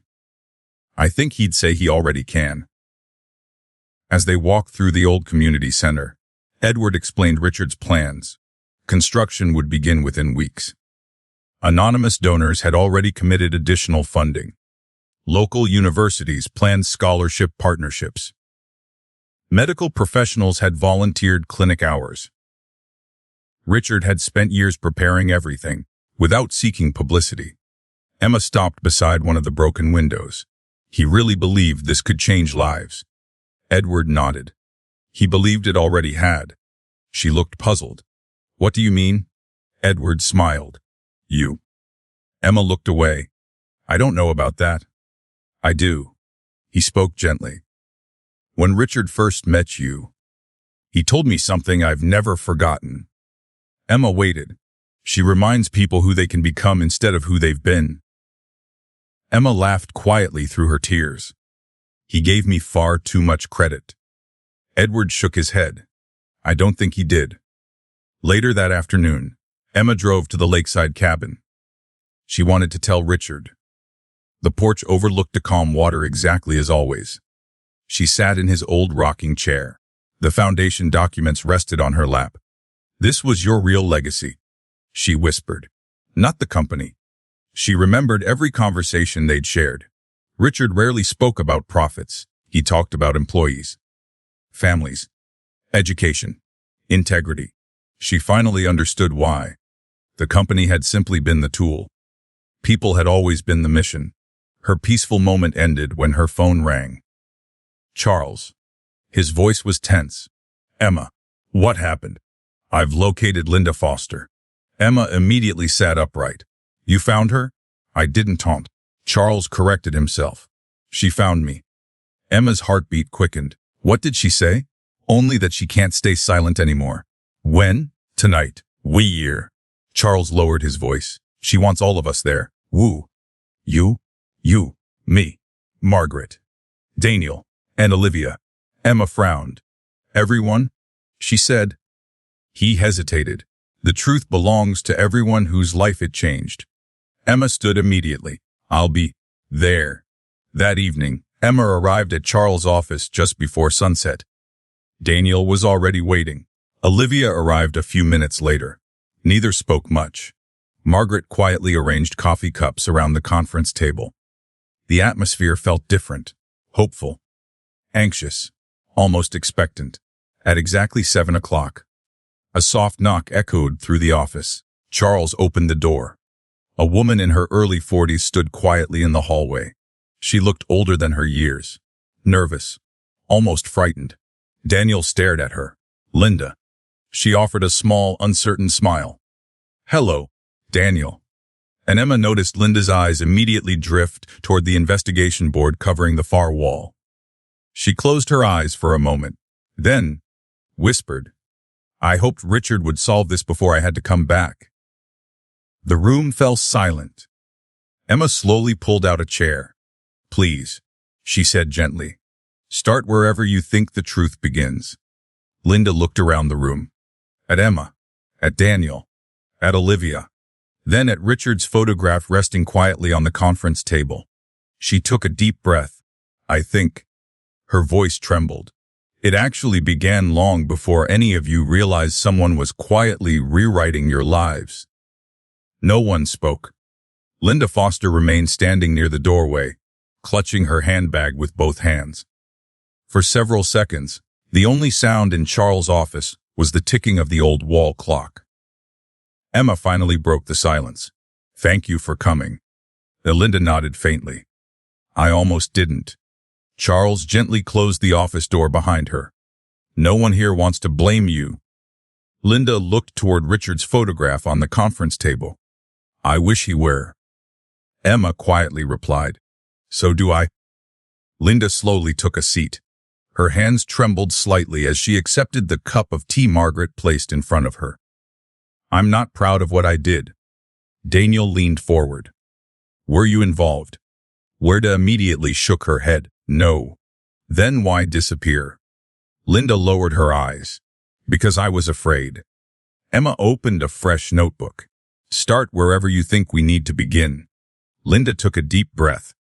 When I became Daniel's executive assistant.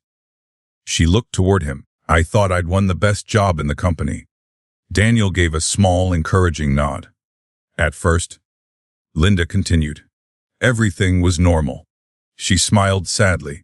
Richard checked every report. You reviewed almost every contract personally. Daniel looked embarrassed. I remember. Then the company began expanding. Linda looked toward Emma. And everything became faster. What changed? Victor reorganized the executive offices. Charles exchanged a glance with Margaret. Linda continued. Calendars moved to a centralized scheduling system. Executive emails were routed through administrative support. Meeting requests no longer came directly from executives. Emma immediately wrote every detail down. So who controlled the schedule? Linda answered quietly. Victor's office. Daniel frowned. I approve that change. I know. Linda answered gently. You thought it would make everyone more efficient. It did. She gave a sad smile, just not in the way anyone expected. Emma looked up. What do you mean? Linda folded her hands together. I began receiving phone calls. What kind? Simple requests. She imitated the calm, professional tone she remembered. Daniel needs another meeting this evening. Move Emma's dinner reservation. Olivia can handle tomorrow's charity event instead. Emma's attention sharpened. You changed personal appointments. Linda nodded. I assumed Daniel had approved them. Daniel slowly shook his head. I hadn't. Linda looked at him. I know that now. Emma leaned forward. Did Victor give those instructions himself? Linda hesitated. Sometimes. And the rest? Greg Simmons. Daniel's expression darkened. The operations director. Linda nodded. They always said they were acting on your behalf. Emma asked, did you ever verify that? I tried. What happened? Linda gave a bitter laugh. My access permissions suddenly changed. Charles looked interested. Changed how? I could only view the final calendar, not the original requests. Emma remembered Richard's journal. Appointments changed. Linda had been telling the truth all along. Margaret quietly asked, what made you become suspicious? Linda reached into her handbag. I kept one thing.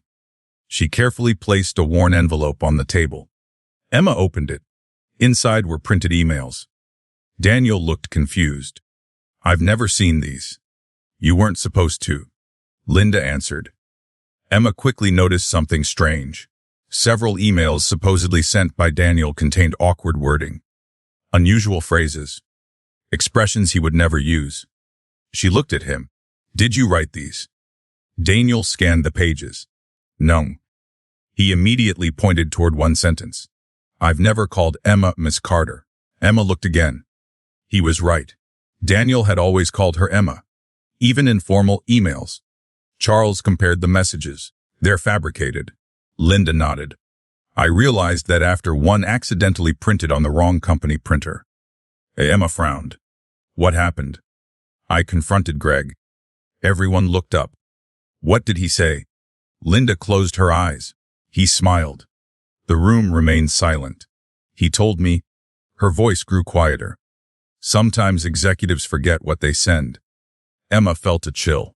And then? My computer was replaced the next day. Daniel looked stunned. You never told me. Linda laughed sadly. I tried. What happened? You canceled every meeting. Daniel frowned. I don't remember doing that. Linda looked directly at him. Because you didn't. Emma slowly understood. Someone hadn't merely manipulated conversations. They had controlled access to Daniel himself. People believed they had spoken with him, scheduled meetings with him, received instructions from him. Without him ever knowing, Charles spread the forged emails beside the financial approvals. The pattern became impossible to ignore. Different crimes, identical methods. Control communication. Control information. Control perception. Richard had been right. The fraud wasn't simply financial. It was systemic. Emma quietly asked Linda one final question. Why come back now? Linda looked toward Richard's photograph again. Because he asked me to. Emma blinked. What? Linda smiled faintly. 3 months before he died. He found me. No one interrupted. He told me, you... Tears filled her eyes. If I can't finish this... She paused. Promise me you'll tell them the truth. Emma lowered her eyes. Richard had planned even this. He never pressured me. Linda continued. He simply said, fear protects the wrong people. Charles quietly nodded. That sounds like Richard. Linda smiled through her tears. I wasn't brave enough then. She looked around the room. But I am now. Wham. The following week, the independent auditors completed the first stage of their review. Their preliminary report confirmed exactly what Richard had suspected. Multiple unauthorized consulting payments, forged executive approvals, manipulated procurement procedures, missing documentation. The Bennett Holdings board immediately called an emergency meeting. This time, Emma attended as Richard's appointed representative. Daniel stood before the directors. Unlike previous meetings, he carried no prepared speech, only the audit report. He looked around the room before speaking. My father spent years trying to protect this company. He paused. I didn't understand what he was trying to tell me. He placed the report on the table. I do now. One by one, the auditors presented their findings. Every major conclusion matched Richard's private investigation. When the presentation ended, the chairman slowly turned toward Victor Hayes. Mr. Hayes. His voice was calm. Do you wish to respond? Victor remained perfectly composed. I categorically deny any wrongdoing, and Emma expected that. Richard had anticipated it too, which was exactly why he spent years collecting evidence instead of accusations. The chairman nodded. The evidence has already been forwarded to federal investigators. For the first time, Victor's confidence slipped. Only slightly. But everyone in the room saw it. He slowly stood, straightened his jacket, and without another word, walked out of the boardroom. No one tried to stop him. There was nowhere left to run. The investigation had moved beyond Bennett Holdings, beyond Richard, beyond Emma. The truth Richard had spent years protecting no longer belonged to one small circle of trusted friends. It was now part of the public record. As the directors quietly left the room, Daniel remained standing beside the large boardroom window. Emma joined him. My father should have been here. She looked across the city. He is. Daniel frowned. Emma smiled gently. Every honest decision made after today. She glanced toward Richard's empty chair. Will be part of his legacy. Daniel looked at the chair for a long moment. Then, for the first time since his father's funeral, he smiled. 6 months later, autumn had painted the trees around Ashford in shades of gold, crimson, and amber. The town looked exactly the way Richard Bennett had always loved it, quiet, honest. Home. Emma parked outside the newly completed Richard Bennett Community Center and smiled as she stepped out of her car. The old abandoned building was gone. In its place stood a bright, welcoming center filled with glass, natural wood, gardens, classrooms, and open community spaces. Children laughed in the courtyard. Parents carried books from the new library. A nurse greeted patients entering the free health clinic. None of them knew how many years Richard had spent quietly planning this place, and that was exactly how he would have wanted it. A bronze plaque stood near the entrance. It didn't mention the size of Richard's company. It didn't mention his wealth. It simply read, Susikawas Richard Bennett Holdings. He believed the greatest investment was in people. And Emma gently touched the plaque before walking inside. The lobby buzzed with life. Volunteers prepared classrooms for evening courses. A financial literacy workshop had just finished. Across the hall, veterans met with career counselors. Teenagers gathered around computers in the learning center. Emma watched everything with quiet satisfaction. Edward Collins approached carrying several folders. I was hoping you'd get here early. Emma laughed. You sound exactly like Richard. Edward smiled. I've started taking that as a compliment. It is. He handed her the day's schedule. The community center's grand opening would begin in less than an hour. Town leaders, former employees, scholarship recipients, local families. Nearly everyone Richard had helped over the years had been invited.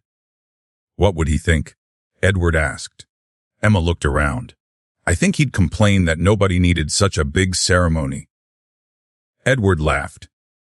Without question. Charles Monroe entered carrying a small cardboard box. I found these while cleaning my office. Emma opened it. Inside were Richard's old fountain pen, his reading glasses, and the small leather notebook he had carried almost everywhere. Charles smiled softly. I think they'd belong here. And Emma carefully placed them inside a glass display case prepared near the entrance. Not as museum pieces, as reminders. Simple objects belonging to a man who had quietly changed countless lives. Margaret Ellis joined them moments later. She stood silently before the display. I still catch myself expecting him to walk through the door. Emma nodded. So do I. Margaret smiled. I suppose that's what happens when someone leaves behind more than memories. Outside, another car pulled into the parking lot. Daniel stepped out. He wore a simple navy suit. Nothing expensive, nothing designed to impress. He looked healthier than he had at the funeral. Still serious. Still thoughtful. But no longer carrying the same weight. Emma walked over. I'm glad you came. I wouldn't have missed it. They stood together watching families enter the building. How's the company? Emma asked. Daniel smiled. Smaller. She raised an eyebrow. I sold 3 divisions. What? They never should have existed. Emma laughed quietly. Richard would approve. I hope so. Daniel looked toward the community center. We've started profit sharing with employees. Emma looked surprised. And every executive now personally reviews the reports they sign. She smiled. I imagine the board likes that. They complain constantly. Emma laughed. So did Richard. Daniel joined her. I've started taking that as a compliment too. A few minutes later, Olivia arrived. She looked different. Lighter. Her smile came more naturally now. She had moved to another city after the divorce became final. There had been no dramatic courtroom battle. No public scandal. Only 2 people quietly accepting that a marriage built on guilt could never become a happy one. She now worked for a nonprofit organization, helping young women start small businesses. Emma genuinely admired that. Olivia approached slowly. I wasn't sure whether I should come. Emma answered honestly. Richard would have wanted you here. Olivia looked around the center. He would have loved this. He already did. Emma replied. He just never got to see it finished. Olivia smiled sadly. Maybe he did. Emma looked at the children running through the courtyard. The ceremony began just before noon. The mayor welcomed everyone.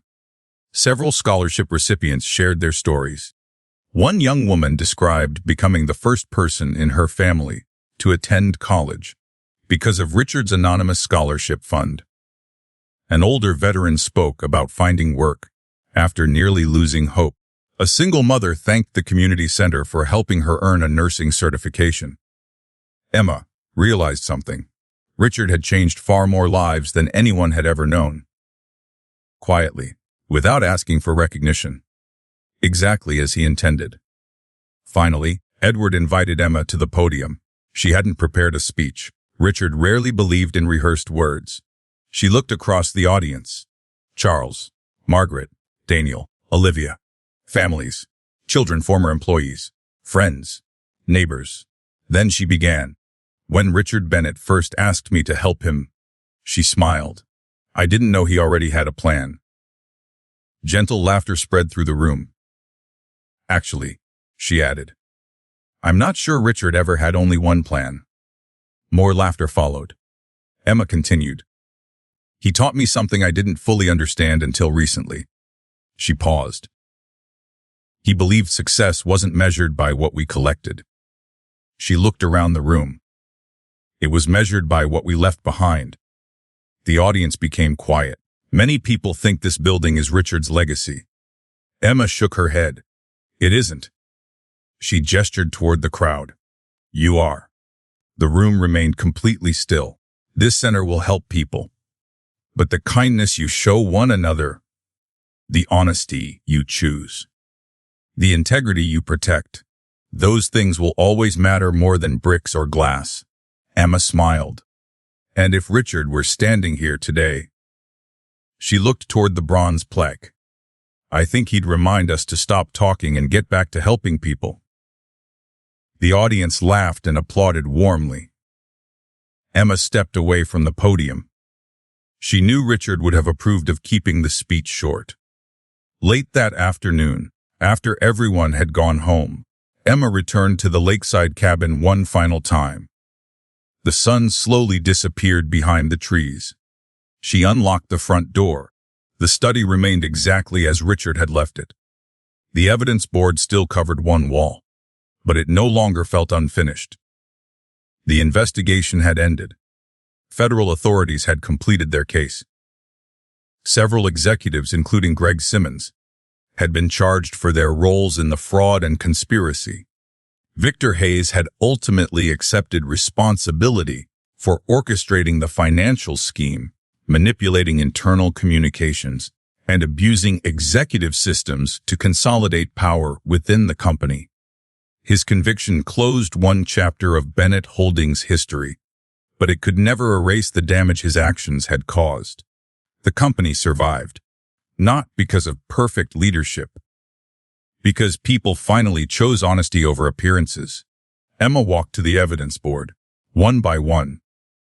She removed every photograph, every note, every string connecting years of unanswered questions. She packed everything carefully into archival boxes. Richard deserved to be remembered for how he lived, not for the mystery he was forced to solve.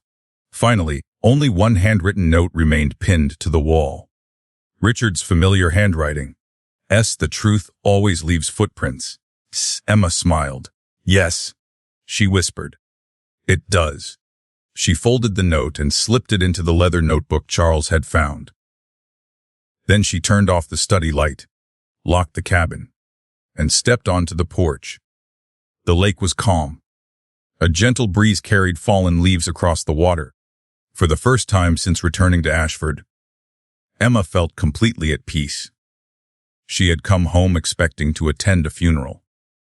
Instead, she had uncovered the truth, found forgiveness without forgetting, honored a man who never stopped believing in people, and discovered that sometimes the greatest inheritance isn't money.